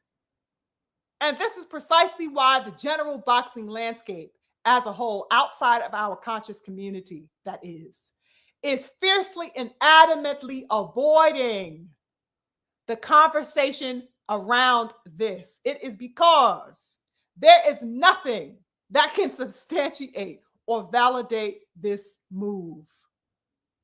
Considering all of the pump faking, all of the clout chasing and meat riding he has been doing, uttering and shouting the names on every mountaintop that he can get to of people that he wants no smoke with, only to turn around. You know, after he gets the attention on himself, to turn around and fight somebody that couldn't be more worthless of an opponent as far as his stature at this particular time. What? I mean, the whole juice is just leaking every goddamn where, brothers and sisters, from the whole activity that I saw from this man. Absolutely repulsive, diabolical, and repulsive, brothers and sisters. What did you guys make of all of that? I've really got to check in with the good family on this one. Let me scroll a little ways up. Oh, salute to the intelligent one in the building. I see you. The intelligent king says, Keyshawn Davis is a straight, full clown. Straight, full clown-like action. Frank Martin and Andy Cruz are still on his plate, and he still refuses to eat. Sad to say, after this latest episode, the book on Key is written for me. I could not agree more. Hold on one second. Hold on, y'all.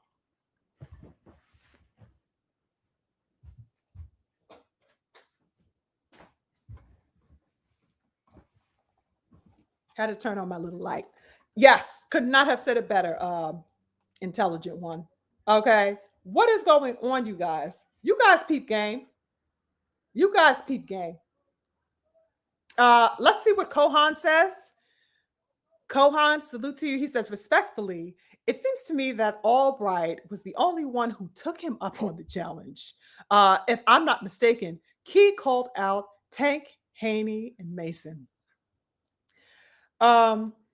Dear brother Kohan, I think you mean well, you know what I mean, in your response, right? Because you could only go off of what you feel you are privy to, right? But I would like to posit and enlighten you on the fact that amid him calling out, let's say Abdullah Mason a couple of weeks ago, Mason said, you know, we can get it at any time, but where are we going to fight? You don't even have a belt at 140, right? Is he going to go back down to fight Abdullah Mason? So that he is making a call out, for example, at Abdullah Mason, right? But where is he going to fight when 1 minute he is coming to a 135 pounder, then he is posturing in the next about 140, but he is making every attempt, you know, necessary to keep attention on him by calling out the likes of welterweights. Where is he going to fight Abdullah Mason? He has no intention on fighting Abdullah Mason, right? And the young lion Abdullah completely called him out for that. Secondly, as far as the young king is concerned, dear brother, he wants no part of damn Devin Haney. Okay, it was a sham. Okay, a whole charade from the first time that he said that man and uttered that man's name. He wants no parts of Devin Haney. Devin has on multiple occasions says, "Come get this work." But how many times can Devin extend to you the opportunity? He could have fought Devin, as the beautiful king BFTB had broke the news of. You know that DHP was in negotiations to fight Keyshawn Davis prior to him signing on to get the Ortiz fight, the Jermaine Ortiz fight. He could have fought Dev. He opted out of that, sauntered his way, you know, as fast as he could away from that, and then sign on to fight Ortiz when he could have been fighting Devin in February instead. Suffice it to say that Devin Haney had, extended the opportunity to him again, but it was Keyshawn who refused to make the official transition to even fight Devin at welterweight because he refused, to officially install himself in the welterweight division. So how ready is he to fight a Devin Haney if he refuses to officially, enter into welterweight? It just does not make sense. Okay, he was definitely taken up on the offer as far as the young king. What is going on here? He could have easily got that work. Definitely got that work. He opted out of it because he wanted no parts of it. There is no such thing as, nobody wanted to take him up on that. And we can't even mention Purple Pain Davis because Purple Pain Davis got, his own things going on with his lawsuits and the countersuits and the whole, issue that he's got going on legally. So that I don't even count Purple Pain Davis as a real legit active fighter at the moment because he is in the middle of his legalities, right? So, we can't have that mindset. Let's look at things intelligibly, right? Because they are there. The reality is there for you, to see and deal with. Let's not try to curtail that reality. Let's deal with it for what it is. He wanted no parts of Devin Haney. That's why he passed up on the opportunity. He wanted no parts of Mason outside of, a viral moment, right? Motherfucking kissing up on goddamn Ryan Garcia. No intentions on getting it popping with Ryan Garcia. In fact, Ryan had posited that he will never fight Keyshawn because he loves him so much and because he's his brother and I love you. I mean, get out my face. Get out my face, Keyshawn, right? But salute to the king, Cohad, for your little posit there, right? Respectfully. Let's see what else the good family is talking about.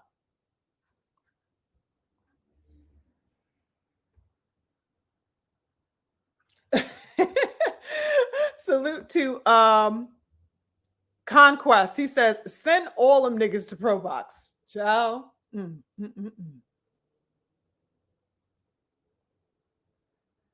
Oh, salute to, is that Rube? Salute to Rube in the building. I see you in the building. My twin says, exactly. The Albright fight does nothing in terms of progression to his career. Absolutely nothing, twin. It's really diabolical. It really is diabolical. I mean, when you just sit there and you actually gauge with what it is that we had to sit through over the past couple of months, brothers and sisters, this man on every, building top that he can be heard on, just screaming the names of everybody that he can think up, but most notably, of course, that of the young king, because he knew that would bring him the most visibility and attention. So that he did that with all the gusto that he could muster up so that he can remain in the spotlight, right? Only to turn around and bounce from one meet to the next meet to the next meet. I mean, just viciously riding, tirelessly riding, all the names that he can think of, right? Only to turn around and fight goddamn Albright brothers and sisters is crazy. Absolutely crazy to me. Yes, King Preach. It's definitely called fear. Absolutely. And we can't act like that's not what it is because people don't like to speak plainly. Facts or no, King Preach. People like to circumvent reality. They want to curtail and bend the truth to their whim or to their liking at that moment. No, he's puss. There's no other goddamn way to put it. Because if he wasn't, he would have made the moves and attempts to get the work that he says he's calling for. End of story. It would have not even have been a thought in his mind to turn around and backtrack, so low as to go, to fight no damn Nair Albright amid all the clout chasing and name calling that this man has been doing.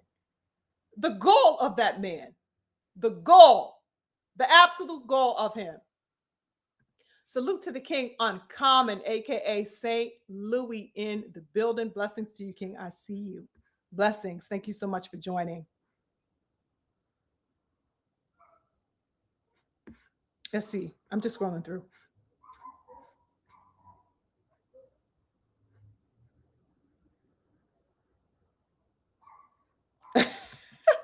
What did Rube say? You shouldn't be listening to Bill Haney.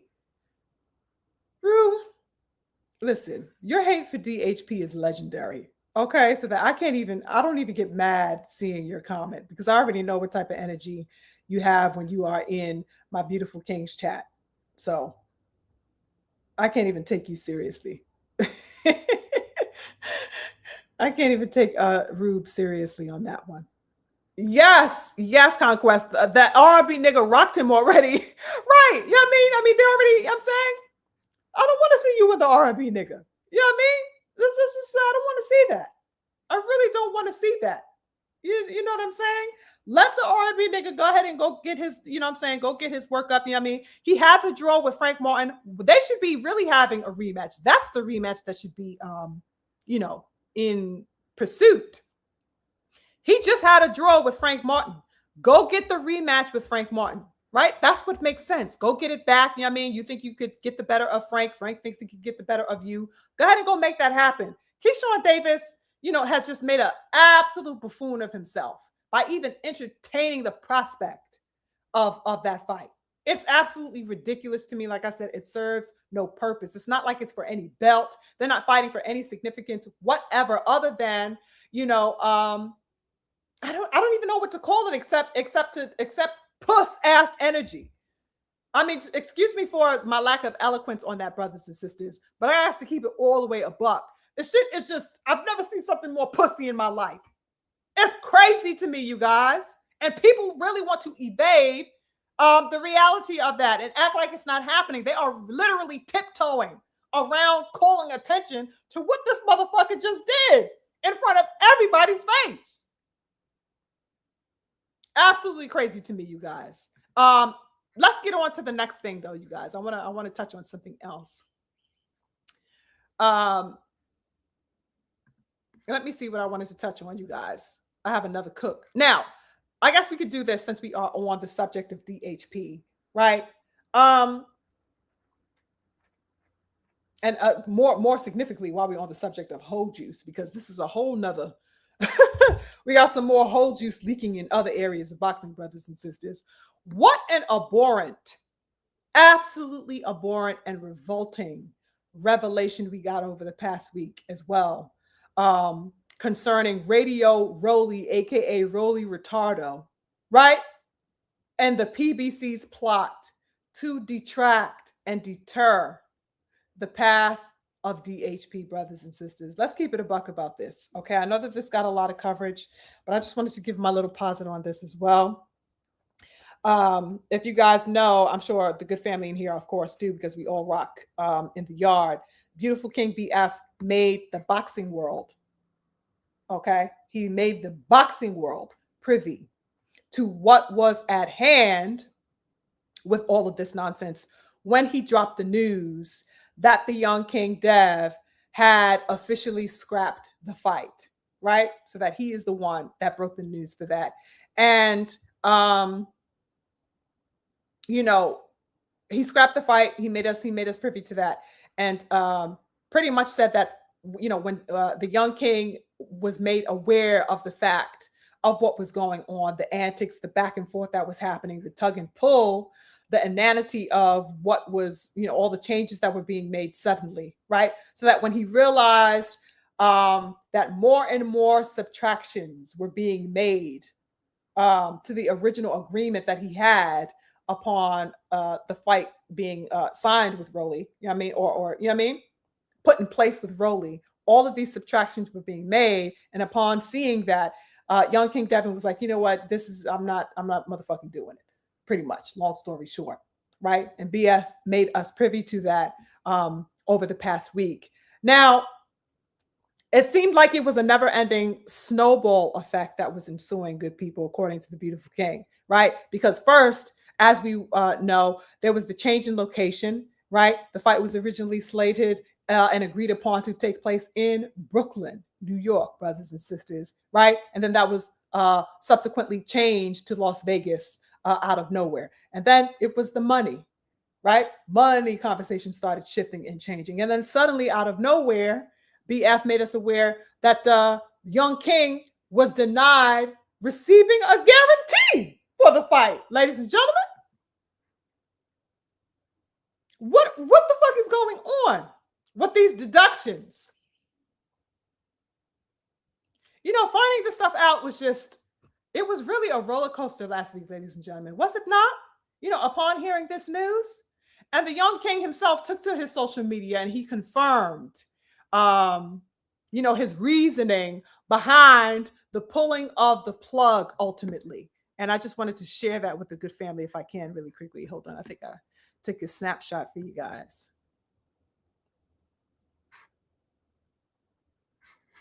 Right. So here is one of them.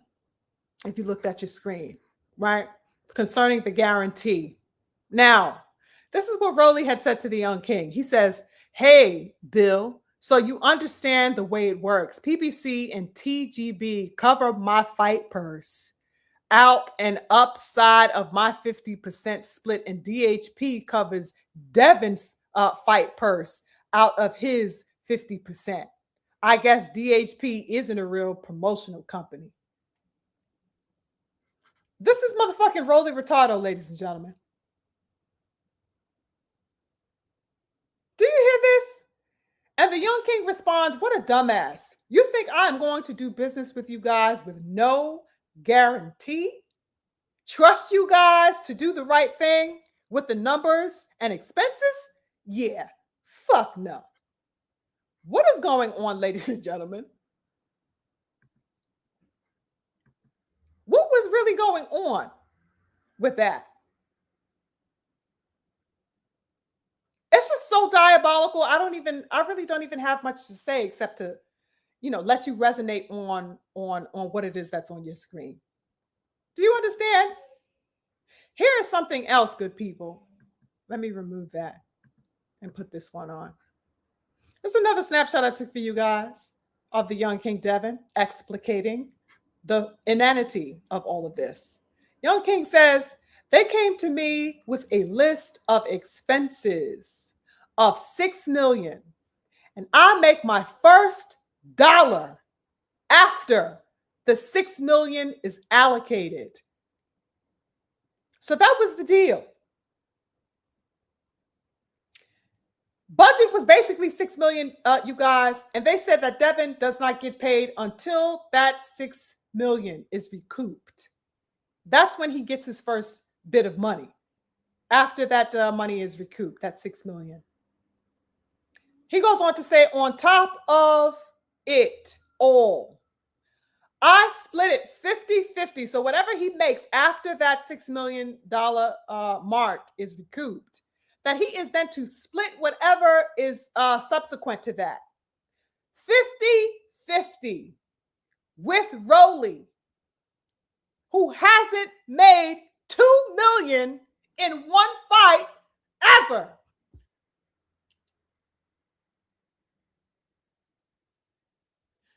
Do you understand this?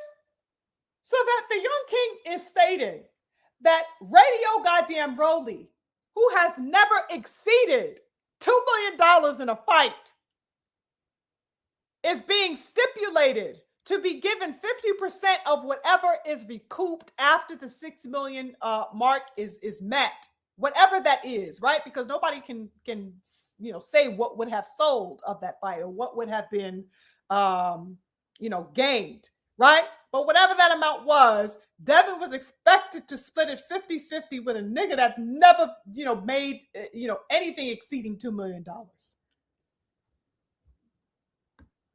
It's just, the disrespect it really is unfounded.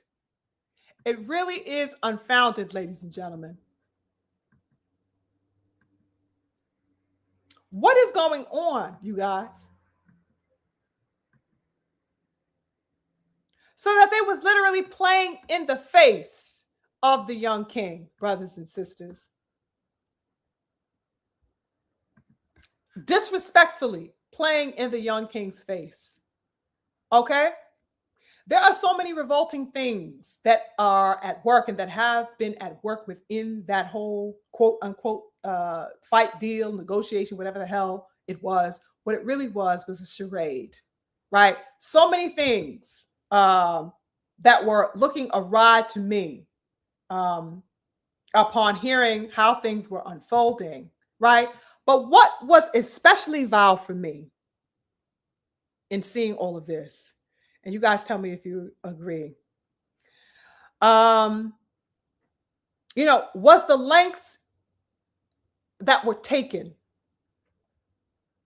What was vile for me was the lengths at which the conspirators in boxing, Team Rowley, PBC, whatever conspirators were at work here, all of the collusion, all of the nonsense that was going on. That was what was most vile to me. The colluding that was happening among the fighter and not even beyond Rowley, just with the fighters and the promoters in tandem, right? Working in tandem.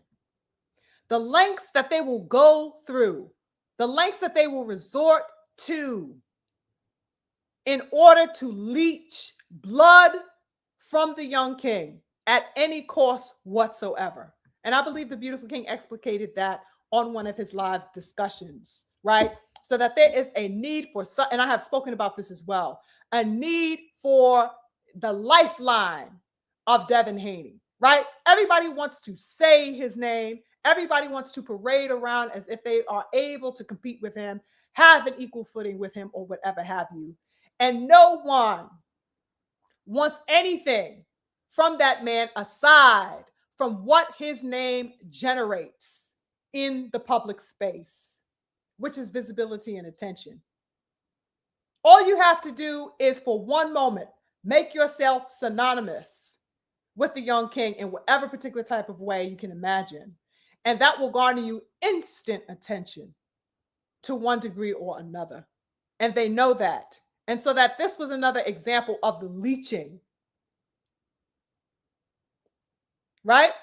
This was a leeching off of Devin. That's all it was. That's all it was about. And it was a distraction tactic to keep him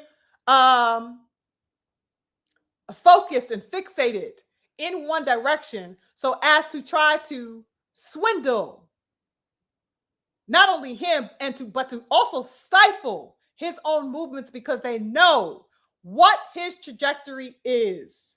They know what his goals are and what they have been from the outset, and that is to certify his supremacy wherever he stands, in whatever division that he is in, right? They know that the straps mean everything to the young king. They know that legacy is the motivation. And so they wave the carrot in front of him of unification in order to stifle his movement and progress in the sport. They use the guise of unification to ultimately bring his progress to a halt, if you get my drift. I've seen myriad attempts made, as we all have, good people, over the years, right? All types of moves that have been made in effort to thwart, circumvent, and derail the progress of the young King Dev, right? What we observed over the past week or so has only exposed another layer and another dimension of the desperation that is at hand and all of the sinister movements that are at hand and at work to distort not only DHP brothers and sisters, but the perception also of boxing supporters. They want to distort our perceptions. Those of us who back him, those of us who may even be indifferent, right? But the work is at hand to remove us from being in support of the progress that this man wants to claim, which will only inevitably, look to support the sport as a whole. They don't want us to be standing in support of that brother for whatever reason. The most twisted, debauched perspective ever. It's crazy to me, you guys. It's something I could never wrap my mind around. To cause boxing supporters to not support the very young brother who is upright and for the betterment of boxing, they don't want you to be in support of. Ain't that weird? It's just, I will always be astounded by that, good people. It's the most sick, demented, twisted, effort of propagandizement that I can account for in this era of boxing.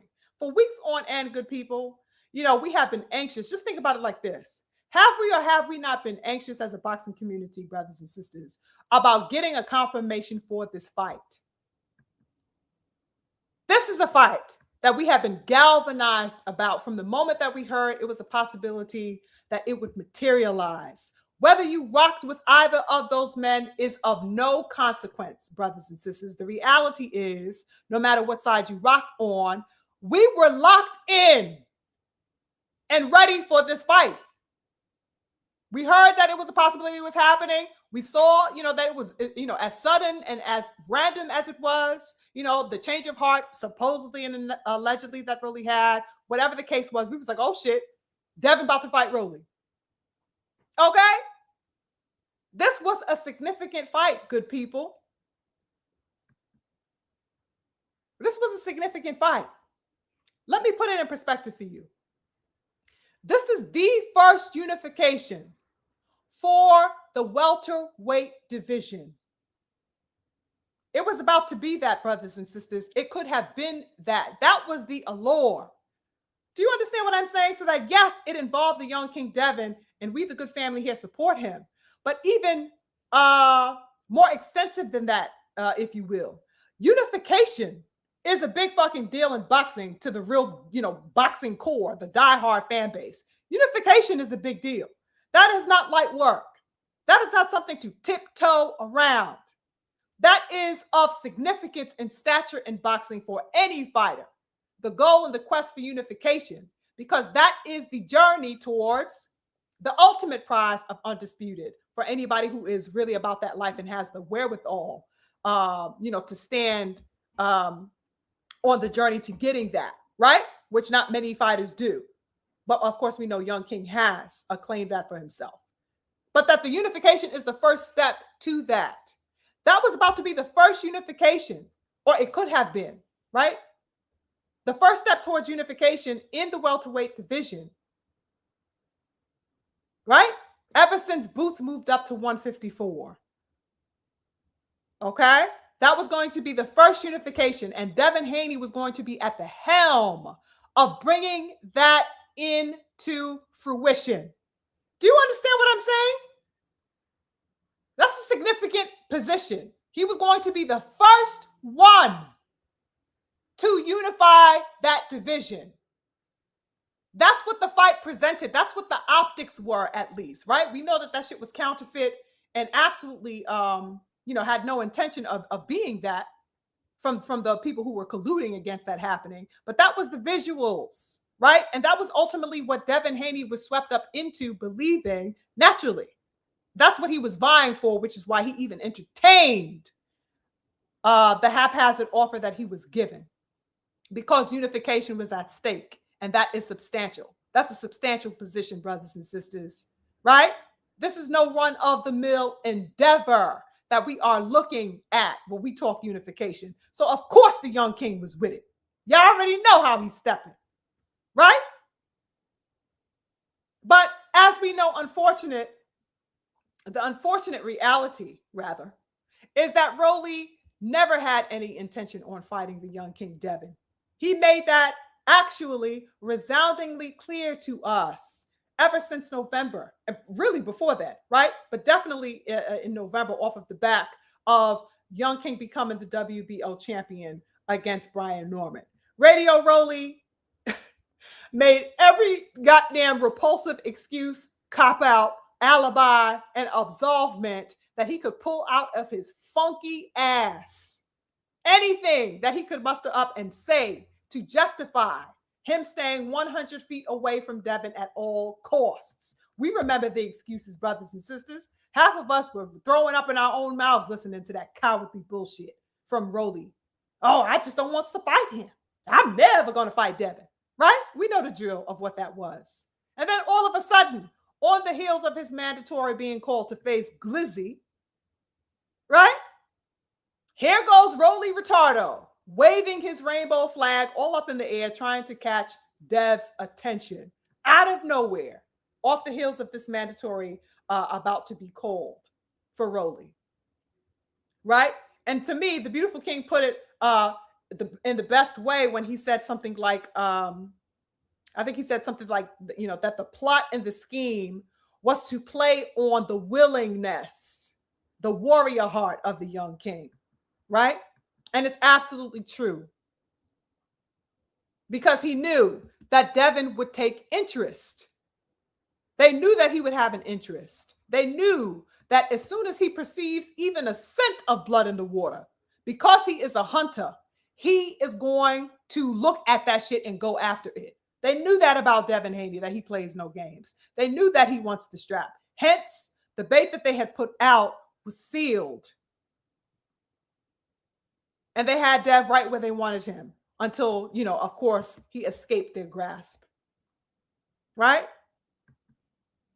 It's crazy to me. But you know what? However, I'll say that, despite the subterfuge that was going on, the deceit, the collusion, that was happening underneath the surface, unbeknownst to Devin and unbeknownst to us as boxing fans, in the words of Devin, Allah is the perfect planner, right? Because despite all of that, despite all of the underhanded plots that were happening, what ultimately happened was the inadvertent opening up of an opportunity. What wound up happening was an opening up of what stands to be probably one of the biggest opportunities that the young king has seen to date, on the back of Rolly's mandatory glizzy being called to fight. Now he's going to be fighting Catterall, right? It inadvertently opened up a door so that now the young King Devin has been aligned with a new mandatory challenger, right? The prospect of a new mandatory challenger. And that is none other, of course, as we know now, the legendary Manny Pacquiao, as Beautiful King also made us privy to, right? Pacquiao is number 2 in the WBO rankings currently, right? And of course, since Jack Catterall, who was in that number 1 spot, is going to be fighting Glizzy on an upcoming card, I believe it's the Usyk card. This means that Pacquiao will now be bumped up from number 2 to that number 1 position now that Catterall is out of the way, right? So that when the mandatory is called in a couple of months, as expected, you already know what time that is, right? So wonderful opportunity opened up, despite all of the finagling, all of the contriving, all of the conniving that was going on, that was meant to derail and keep Devin away from opportunities. Turns out that he walked into a hell of a goddamn opportunity. Long story short, brothers and sisters, with the prospect of fighting the legendary Manny Pacquiao, right? So all of the detracting methods, all of the insidious motives and intentions of those suckers behind the scenes have opened not a window to the young King Devin, but a wide open door for him to walk through. Speaking of sparks, brothers and sisters, they thought they were blowing the spark out. They thought they were blowing the flame out from underneath Devin, but ended up creating the spark that stands to burn this whole shit down, should that fight get materialized with Manny Pacquiao. Let's not forget, Riri the racist was on a whole goddamn tirade lying and capping about how he was going to fight Pacquiao those years ago. Oh, that's my dream fight. We even had Rolly goddamn Romero talking about how he was going to bypass Devin Haney only a few months ago for a supposed and alleged fight that he was trying to line up with Pacquiao that ultimately never happened. And look at that. Look at the opportunity that Devin Haney walked into. Not even trying. But that's what happens when you on some bullshit. You wind up blessing the person you tried to curse 7 times. You wind up giving them 7 blessings. Ain't that how the passage goes in the Bible? Isn't there a little passage that covers that? Yeah, that part. So that's wonderful news coming off of the scandalous roller coaster that we have been, subjected to witnessing. Oh my God. I think all of us were so, us real ones were devastated hearing the news. I know a lot of people were upset.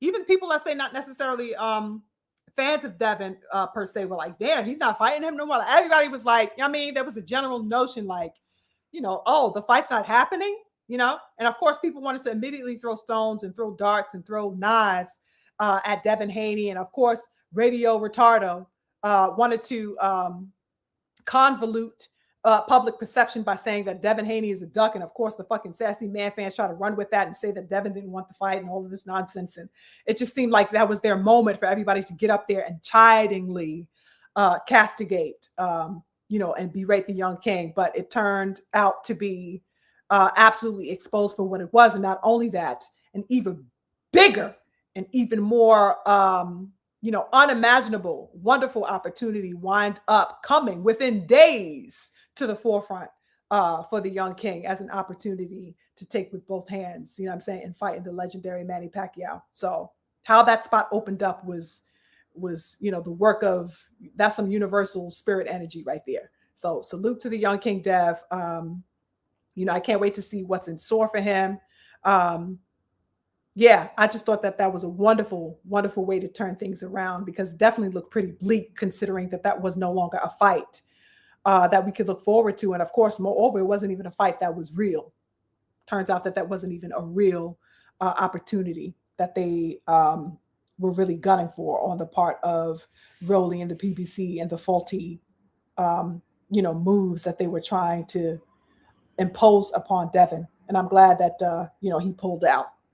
Definitely glad that he pulled out of that nonsense.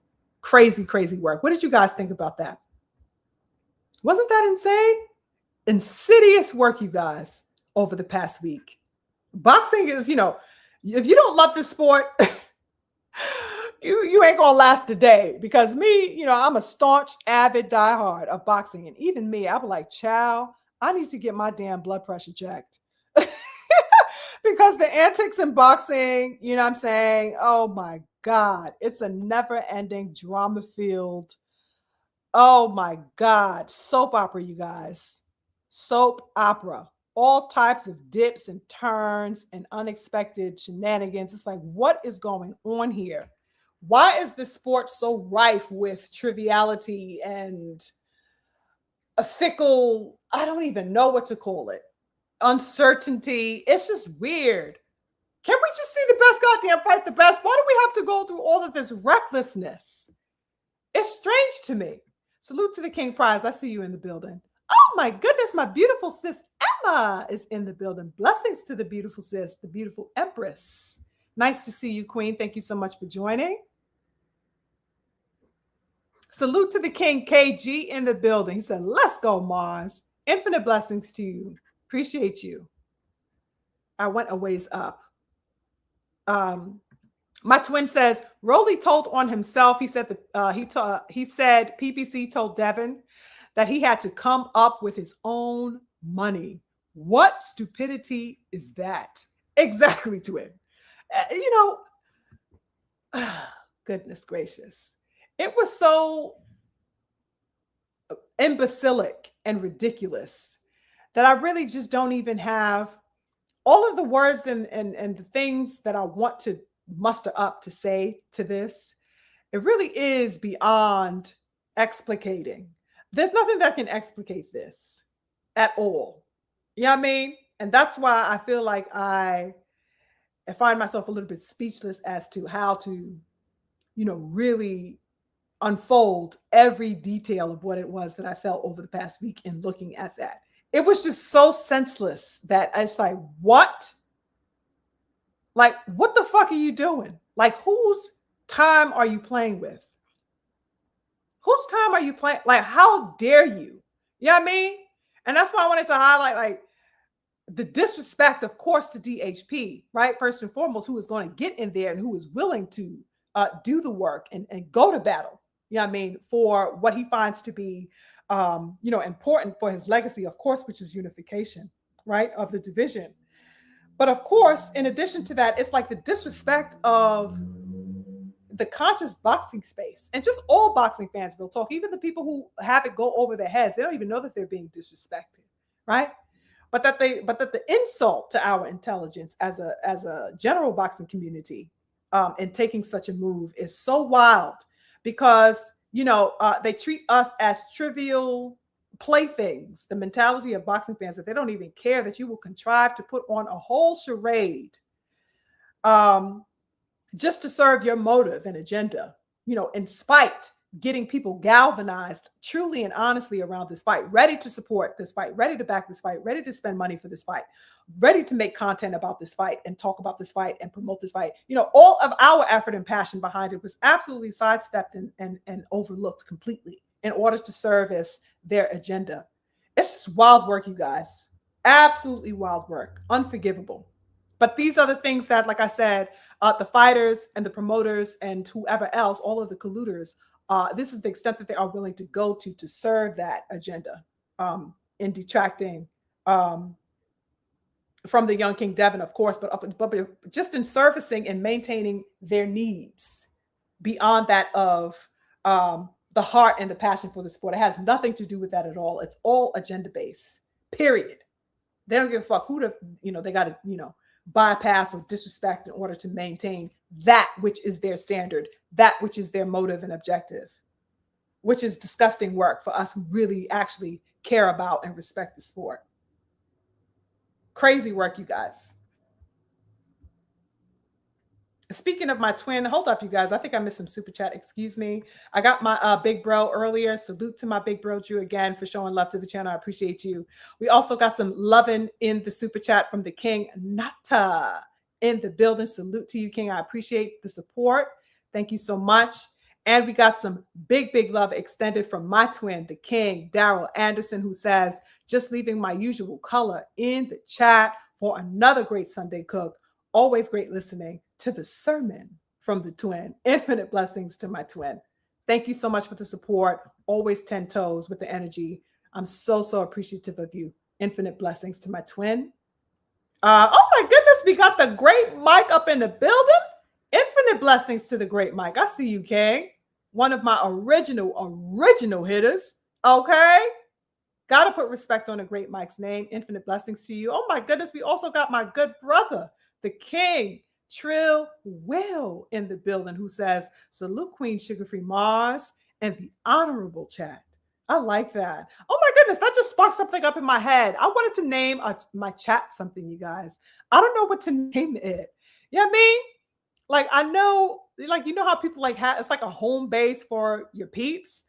You guys give me some names. You know what I'm saying? Maybe that'll be a little something for my members. Like, I'll have, my members choose a name or something like that. But I want something dope. You know what I mean? Like something I know I call it you guys the family or the good family, whatever, but something to call our chat space is something that I've been trying to, ponder on. But I have been so busy that I haven't really had a chance to buckle down and name it something. But if you guys come up with something cute for the space or something dope, let me know for sure.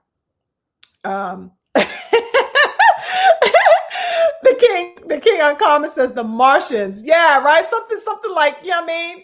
I'm sugar free Mars, you know what I mean? But yeah, something cute.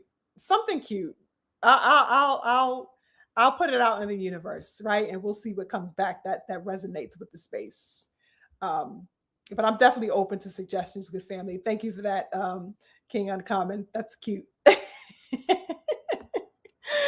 The Martians. I like that. Do I have anything else for you guys? I think I did. Oh, hold up. Let's get into this lastly, good people, before we wrap it up here. So Tszyu, we got to touch on this before we go, good family. Tszyu made it official, as I'm sure that you guys have seen, because of course he had his fight also last night. That was a card that took place in addition to the Wilder card, right? There was the Tszyu fight that happened also. So that he made his call out of EJ brothers and sisters after his victory. Of course, he called out the big fish, none other, right? Big fish EJ. And I think that we know at this point that the streets have been buzzing with rumors for the past, let's say 2 weeks or so, probably more than that, past few weeks actually, that there had been some rumors about the two men fighting. Okay. Now, it's absolutely been validated, because where I have been having questions about if this prospect was something that we could realize or would be realized. Tszyu absolutely, he absolutely validated that last night with his call out. So there we go. It's official as far as, the fight being something in the works, right? So I'm definitely looking forward to it. I think that Tszyu is a formidable enough opponent, right, for EJ to get his feet wet with upon his return to the ring. Brothers and sisters, it has been a whopping and astounding 3-year layoff for the King EJ. How crazy is that? 3 years, good people? That is undoubtedly the longest layoff that this man has ever faced in his entire career. And probably one of the longest layoffs that I can account for from one of my favorite fighters, just as a whole, right, of this era. Crazy, crazy work this man is going to be coming out of a 3-year layoff. Now, like I said, I think Tszyu is a good way for him to step back into the ring. I think it kind of totes the line of the no tune-up philosophy that EJ has with proper smoke. I think it's a nice balance of the two, because Tszyu has, of course, had his trials and tribulations, right, over the past year or two that could absolutely be exploited by somebody like EJ, right? But at the same time, Tszyu has been active enough that it'll provide a viable level of competition for somebody who has been out of the ring for as long as EJ has. So I think it's a nice, it totes the line nicely. You know what I mean? It's a nice 50-50 balance there as far as what both men, or what EJ could, the energy he's going to be balancing upon the commencement of this fight. Like I said, Tszyu had dealt with his little battles. You know what I mean?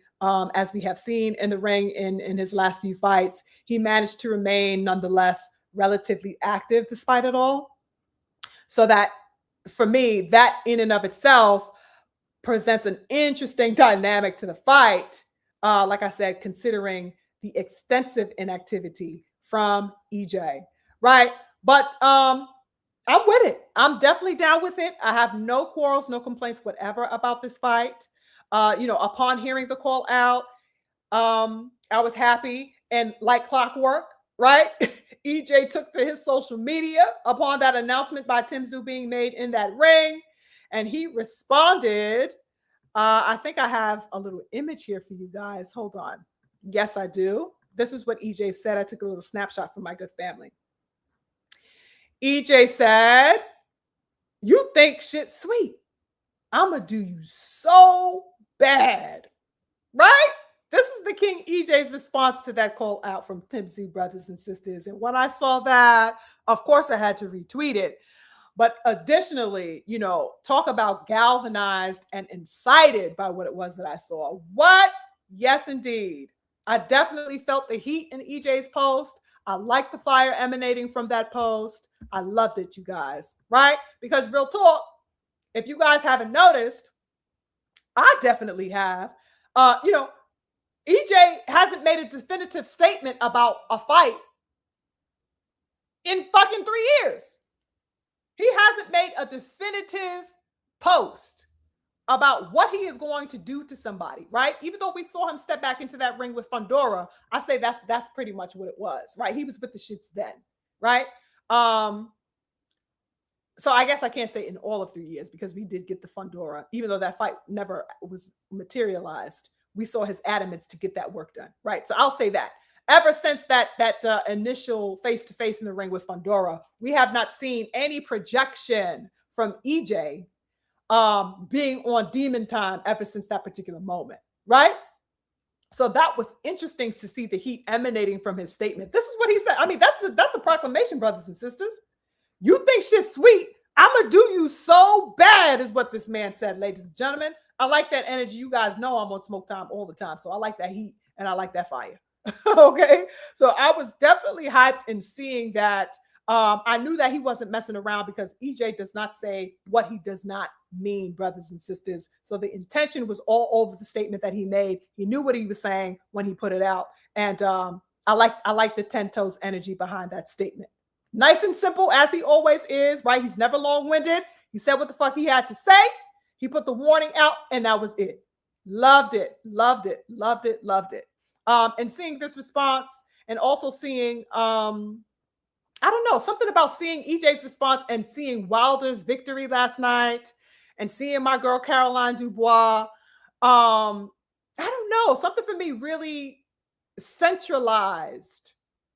Something really centralized. You know, how wonderful and how important, brothers and sisters, the position of Black warriorship is and has always maintained in boxing. Something just got me riled up about that, you guys, right? The sport is essential. And in an essential position whenever Black warriorship is at the forefront of projecting that excellence. Do you understand what I'm trying to say? The sport was at its peak for this particular era. Let's just take a little moment down memory lane if we can.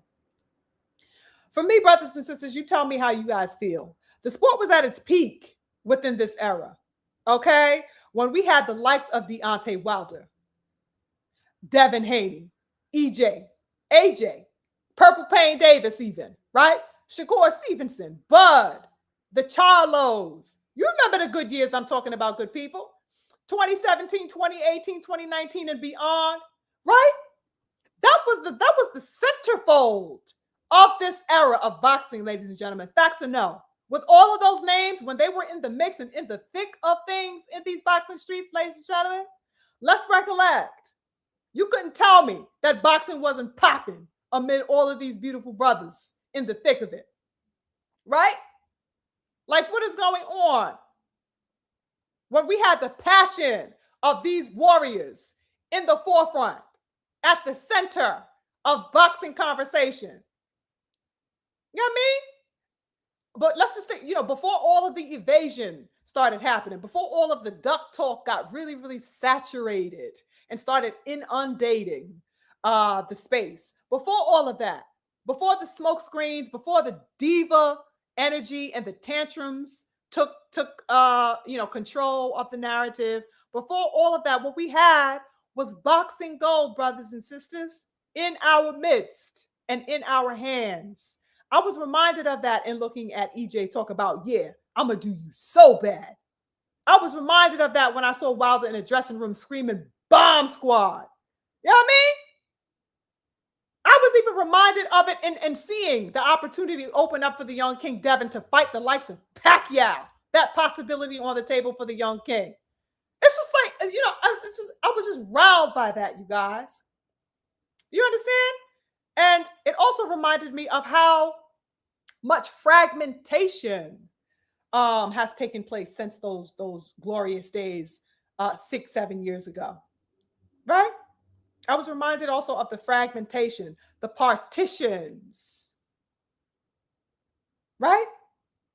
But somewhere in there is still some fire, and that's the spark. You know, that was initiated and ignited in me in seeing this. More importantly, EJ's adamance in that response, brothers and sisters, to Tszyu was a spark. Seeing Wilder swinging in that ring with fierce intention was a spark, and getting that dub was a spark. Thinking of the young King Devin on his way to claiming this era, despite all of the attempts to detract and berate him, is a spark that we need in boxing. That's the spirit that feeds boxing, that says, despite what you may perceive, despite the agendas, despite the defeats, despite the personal lamentations that go on behind the scenes, despite it all, right? I am here for this sport. I am here to exemplify warriorship. I am here to claim turf, to take up space. Do you know what I mean? If that's the spark that we need in boxing. And I absolutely loved it in and seeing EJ and seeing all of these things unfold, even amid all the nonsense, even amid things like inactivity, even amid things like public doubt and perception or whatever have you, the spirit of boxing is still there. And that's what we should be upholding and celebrating. What I find to be unfathomable, however, brothers and sisters, in this day and age, because I have to point this out too, is how people are really out here conspiring against and colluding against this particular energy. And I just will never be able to wrap my mind around that. That there are seeds here that hold within it a potential to really catapult boxing back to a wonderful place. And there are people out here undermining talent, right? Speaking against the materialization of fights, praying that they don't happen. We got people like Eddie the Scammer afoot, right? Intentionally, deliberately blockading the materialization of all types of things. We got fans, you know what I mean? Telling people that they, what have you done for me? We got fighters, adopting diva mentality. All types of things have been afoot, brothers and sisters. Okay? All types of colluding against this energy of warriorship that we see peeking up and sparking from underneath the rubble, if you will. And upon seeing the EJ's post, I got to bring this example up because it was so interesting to me. Upon seeing EJ's post, and I retweeted it on my page, not surprisingly, I came across some interesting perspectives from people within the comment section. Now, I can say that from what I had gauged, it was definitely replete with supporters like, yeah, EJ, you know what I'm saying? Big fish, come back. You're going to get him. You're going to tear Tszyu up, stuff like that, right? But amid those supportive statements, of course, were the detractors that just couldn't help themselves, had to throw themselves in the comment section, start typing fiercely with their pinkies up in the air, you know what I mean? And saying all types of nonsensical things like clockwork. There the fuck they go, right? It made me ask, like, what is wrong with what's wrong with the sect of fans, right? And since I'm bringing up EJ, I gotta bring attention here. This is no disrespect to the real Bud fans, right? To the real ones, right? Because I consider myself to have been a Bud supporter, right? But what's up with the sassy ass Budrick fans? What's up with those sassy? What's up with that sect, that group of sassy ass Budrick fans in the words of my beautiful King BF, the Budrick buddies? What is up with those fans, good people? Because those were among the people that were trying to, I don't even know what, dissuade.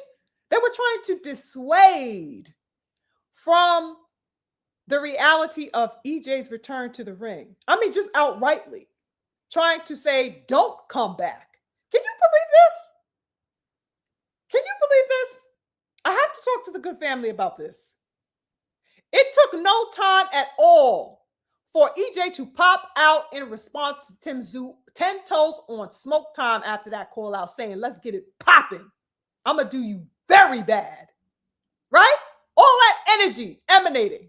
And here go the sassy ass, lame ass sect of Budrick buddies coming out of their glitter caves with their glitter flags, all up in the comment section, dropping glitter every goddamn where. Just sassy as ever. Right? Trying to tell EJ what he should not be doing. Why is it that these sassy ass man fans, get their lace panties twisted all up in a bunch every time EJ steps into the limelight? They did the same thing when EJ popped out on the scene with the Fundora thing, going back to that. People just was, lamenting these sassy man fans, lamenting everywhere. Oh, he can't fight Fundora. Look how much taller Fundora is to him. Oh, didn't Bud put him in a coffin? Shouldn't he still be getting up from the hit that Bud knocked him down with? Didn't he do him so bad that he couldn't stand up? Just saying all types of things about EJ. Just out the woodworks, ladies and gentlemen. Every time EJ makes a step into the limelight in any particular way, you know what I'm saying?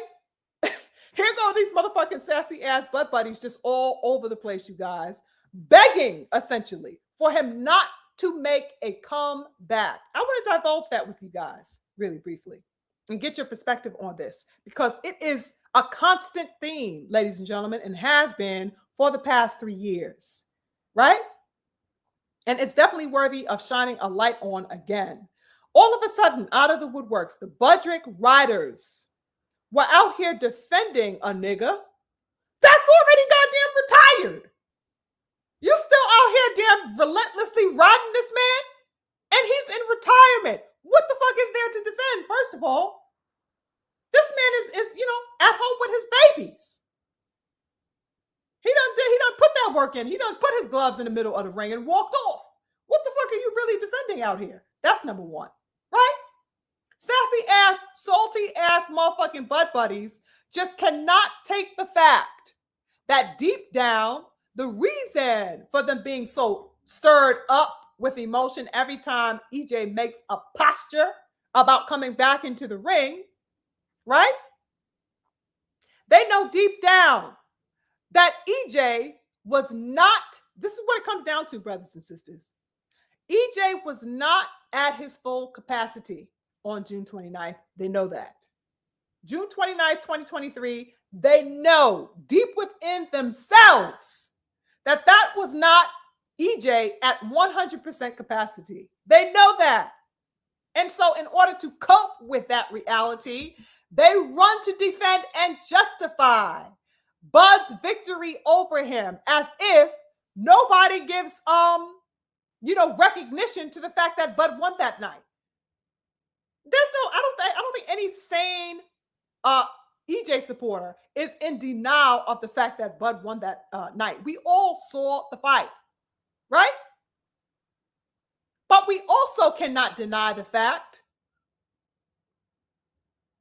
that we saw an EJ that was not at capacity. I don't know why these butt buddies have a hard time processing that. Actually, I do know. It's because of the aforementioned posit that I made, that they feel like it's a lash out against Bud. You will discredit him if you say that EJ wasn't at 1,000%. Even though that's the reality, they need to feel validated in Bud's win. Even though he won, nobody's trying to take away the win, right? But we can also acknowledge what it was that we saw from EJ, the output of EJ, right? The punch resistance or lack thereof, and all of these other things that were said to be working unbeknownst to the public at the time, right? And so because Bud's victory has a shadow of these questions surrounding it, right? Surrounding its legitimacy because of the fact of, what EJ was dealing with at the time, whether rumored or true or otherwise. Because of that, whether people want to admit what he was going through or not, it is due to the fact that EJ was rumored to have been injured and having gone through the car accident and the eye surgery and a host of other things that he had been dealing with at the time, which he made no excuses for, by the way. But it was because of all of these possible contributing factors that inadvertently puts them in a bind, right?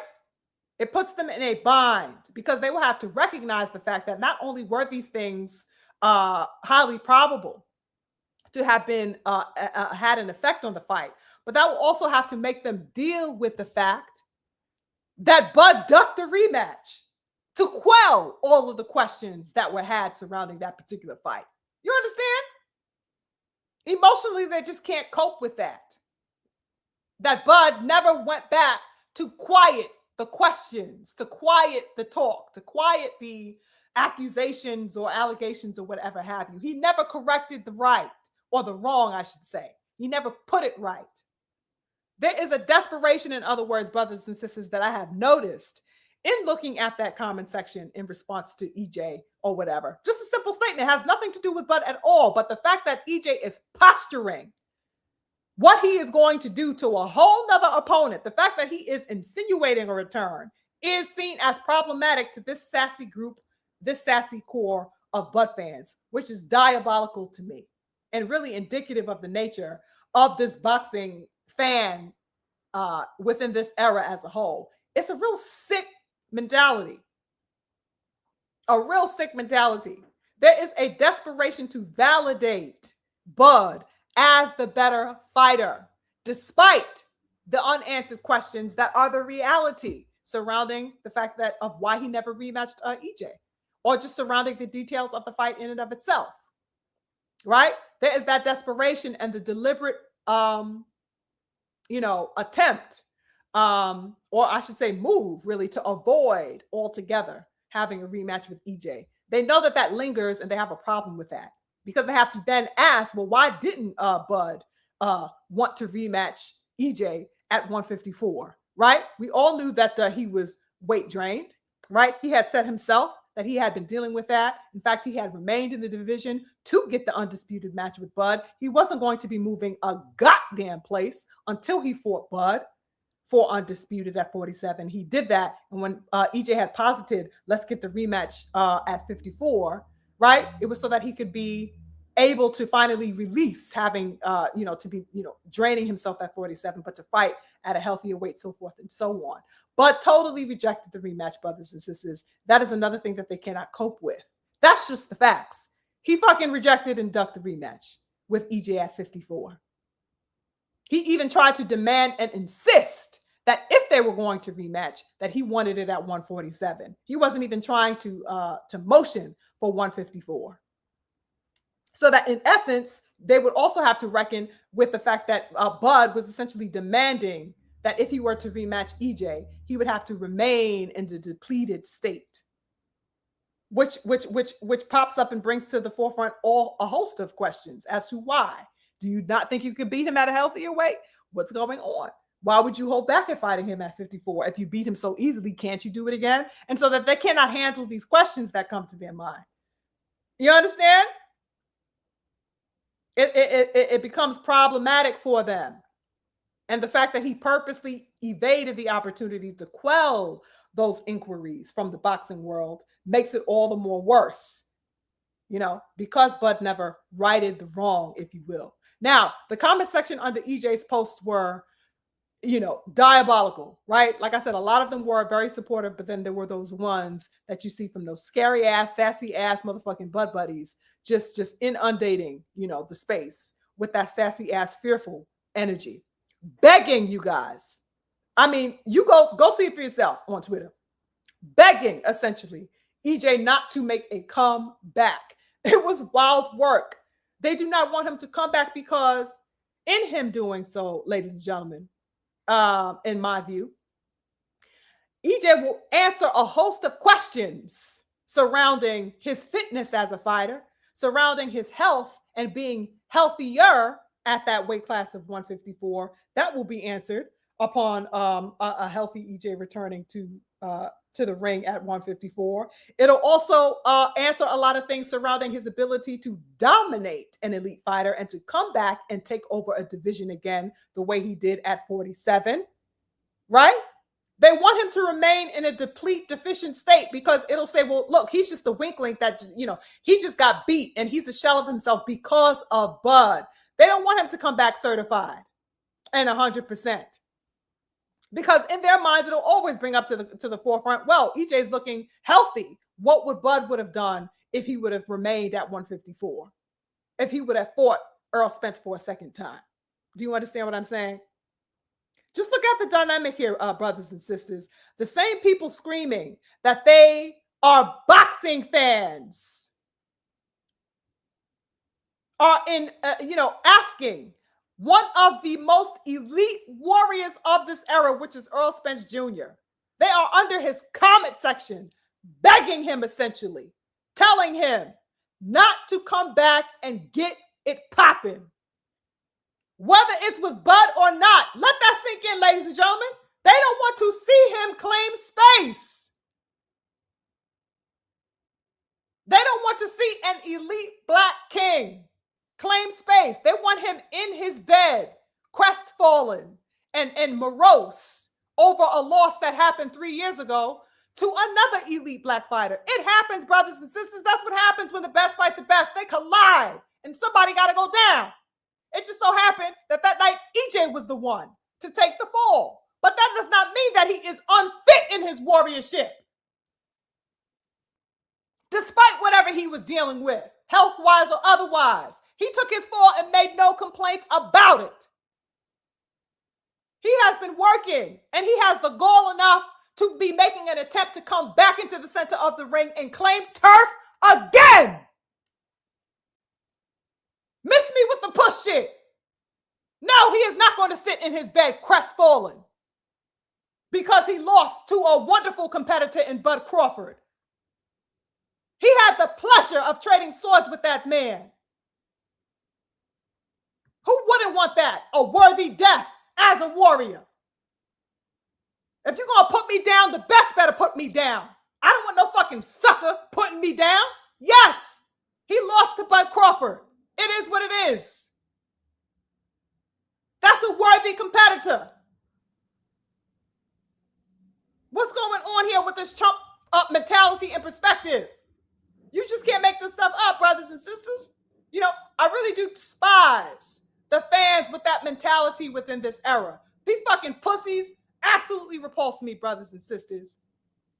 There is no way you would have ever found me fix my mouth to say some pussy ass shit like that. If it were Bud who lost to EJ that night, you would never have found me saying, oh, well, he better not come back now. Throw it all away, Bud. Go pack it up and go, pick up gardening. You sure would be able to plant some nice roses over there. Go do that instead. You would never see me saying that to Bud if he had lost that night.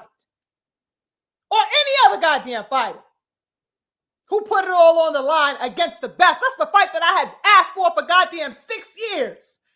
You goddamn right both of those men are going to get my damn respect. Period. Whether I rock with them or not.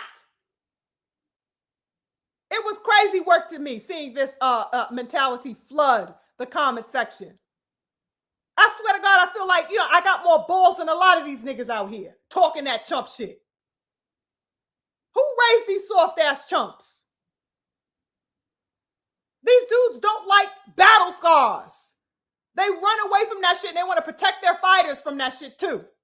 They run from having to be made through challenges. They don't like challenges. They don't like getting it up out the mud.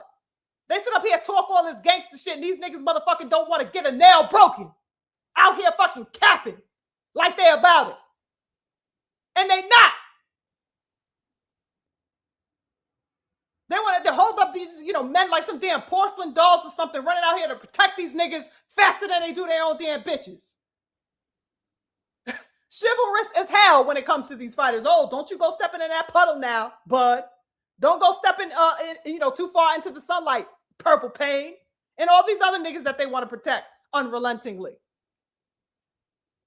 No, I ask my fighters to go in there to do battle. That's what I support. I don't hold nobody's goddamn hand. You think I'm stopping a lion from going to get his kill? I'm not standing in the way of that. Let him eat. That's my perspective for all of my fighters. Go eat. Go take that. I'm not getting in the way of nothing. Go get that kill. In fact, I'm going with you. That's the type of supporter I am. What are these lame ass niggas on, brothers and sisters? What are we really talking about here? So that the mentality within boxing was speaking against the spark to bring back in the concept of today's discussion. They were speaking against the spark being ignited in EJ to come back. It's the same spark that they speak against when they see the young king charting the course and claiming territory for supremacy in boxing. They speak against that. It's the same thing that makes them wonder why Wilder is still fighting today, because they don't like the spark and the fact that it is still lit inside of him, despite all of the things that he had been through, and so forth. And so it's the same spark that they despise within the GOAT Clarissa Shields. It's the same spark that a lot of the interviewers, even with my good sister, the Queen Caroline Dubois, were speaking so confidently in her posture against what she intended to do against Terry Harper. They didn't like how confident she was speaking. A lot of these sassy ass fans in the comment section, oh, well, she sounds a little too overconfident now. They don't like seeing that greatness exemplified, that heat, that passion, that energy, that spirit of the spark. Absolutely speak against it. That's the energy that needs to dwindle and completely die out in boxing. We don't need to speak against the spark. We need to ignite it, add fuel to it. Right? But anyway, we had a wonderful showing, this weekend. With our fights. We had a wonderful turning of events as well that we had witnessed. And I'm just absolutely looking forward to what's in store for boxing, for these wonderful athletes that we back and support. I'm interested in seeing what is next. We definitely have some excitement in store for us. That's what I anticipate, definitely. So we'll see how things unfold. Let me check in with the good family and see what you guys think about that. Salute to the King Snoop, integrity mob, right? The great Mike says, this is the only era where people don't want fights to happen. Take that soft attitude somewhere else and go watch another sport. My sentiment's exactly great, Mike. It's absolutely appalling to see, how rampant the mentality is from a lot of these, the sect of this particular group that feels this way, and that whether they have been inculcated with it or whether they came into it, came into the sport with that mentality of cowardice, themselves. Either way, it just seems to be a trend that I don't know. It seems to be sweeping. It seems to be sweeping more readily the sport than I would like to see. Right? I can't say it's the total or predominant wave within boxing, but the way it's been spreading so, I don't know, adamantly within the sport, you would think that, it's a wave that's overtaking everything. But I still like to think that there are, a good amount of people, right? A substantial amount of folks who really actually do love and respect the sport enough to not adopt the mentality, that we see in these different sects of people. It's just crazy work to me. Salute to the King Snoop. He says, sugar free and the straight talk, or talk syndicate. Blessings, King Snoopy. I don't know nothing about Zuffa. I don't know nothing about Zuffa. I have not watched anything Zuffa related. And honestly, I have no interest over there in Zuffa. Can you put me on? Has anything interesting been happening there? I mean, I know that there's the, the Prograis and Conor Benn fight. That's the one that's on the horizon that I know of, but I'm not really too galvanized by anything Zuffa related. Yes, Jay Hancock. Low testosterone, low morality, low integrity, low intelligence, and everything else we could throw up in there, King. Absolute facts. Absolute facts. The preacher man says they were the ones who says they didn't want to see a rematch. Right. Exactly, preacher man. Great point as always. They were the same ones that were justifying, why Bud shouldn't fight him. Oh, well, he don't need the rematch. He did him so bad any old goddamn ways. Yes. They were the ones definitely speaking against the rematch happening. 1000%. And now, and we know why. We absolutely know why. Because they did not want to see EJ near to full capacity. Even if he wasn't at 100%, they didn't want him to see a healthier standing for himself. Let's say even if he got up to 75%, they didn't even want that. They didn't even want that. Preach. They spoke so adamantly against that. That was such a, annoying time for me in boxing. You know what I'm saying? And the media all jumped in and colluded to push the idea that nobody was interested in the rematch. Do you remember how the media colluded to push the narrative out? The lore that all of a sudden that, nobody had any interest in the rematch. Oh, well, what is the rematch worth? Why does he, it was just a, one big conspiracy, to keep the fight, the rematch from happening as a whole, which was crazy work to me. Crazy work. They even tried to say that, oh, well, it wouldn't do big. When, first of all, rematches are always historically bigger. than the initial bout. And secondly, for as long as we have been waiting for that fight, it would have absolutely generated even more attention, and success to it upon a rematch being made for it. That whole time was weird, you guys. I'll never forget that time. But salute to the King EJ. I definitely await his return. You know what I mean? I can't wait to see what condition he comes up in. I think it'll answer a lot of questions, for himself, whether in victory or whatever were to happen, in this upcoming fight with Tszyu. He needs to get back in the ring if he intends to fight. And I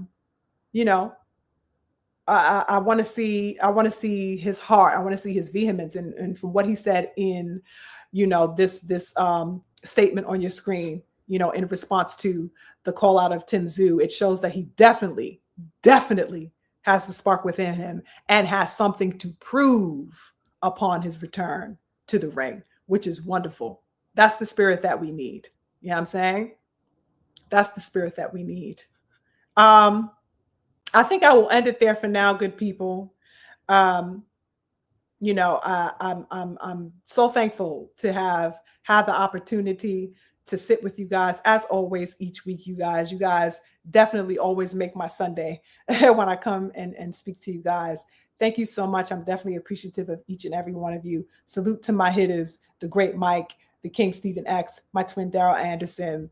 Yeah, blessings to the King Preacher Man, the King Javani, my beautiful sis Cameron Fields, Chiquila Fields, Snoopy Mac, all of the good brothers and sisters, my good brother Drew Titan that popped up, the King St. Lou, all the good family, Patrice, Coach Hudson. I can go on and on, you guys. All the names, that I mentioned. Of course, if I didn't mention you, just definitely know that you have my appreciation and my gratitude. I appreciate you all so much, you guys. I won't take up too much more of your time. Infinite blessings to you. I hope you enjoyed today's discussion. Definitely hit the like button on your way out. Definitely consider becoming a member of the channel to support the work that I have in store for you. Share the content. Feel free to share the content or whatever. And yeah, we do this every Sunday. Definitely come check on your girl next week for another good cook. I hope you guys enjoyed it. And I'll leave you on that note. Have a wonderful, blessed week ahead, you guys. I'll see y'all on the next one. Peace.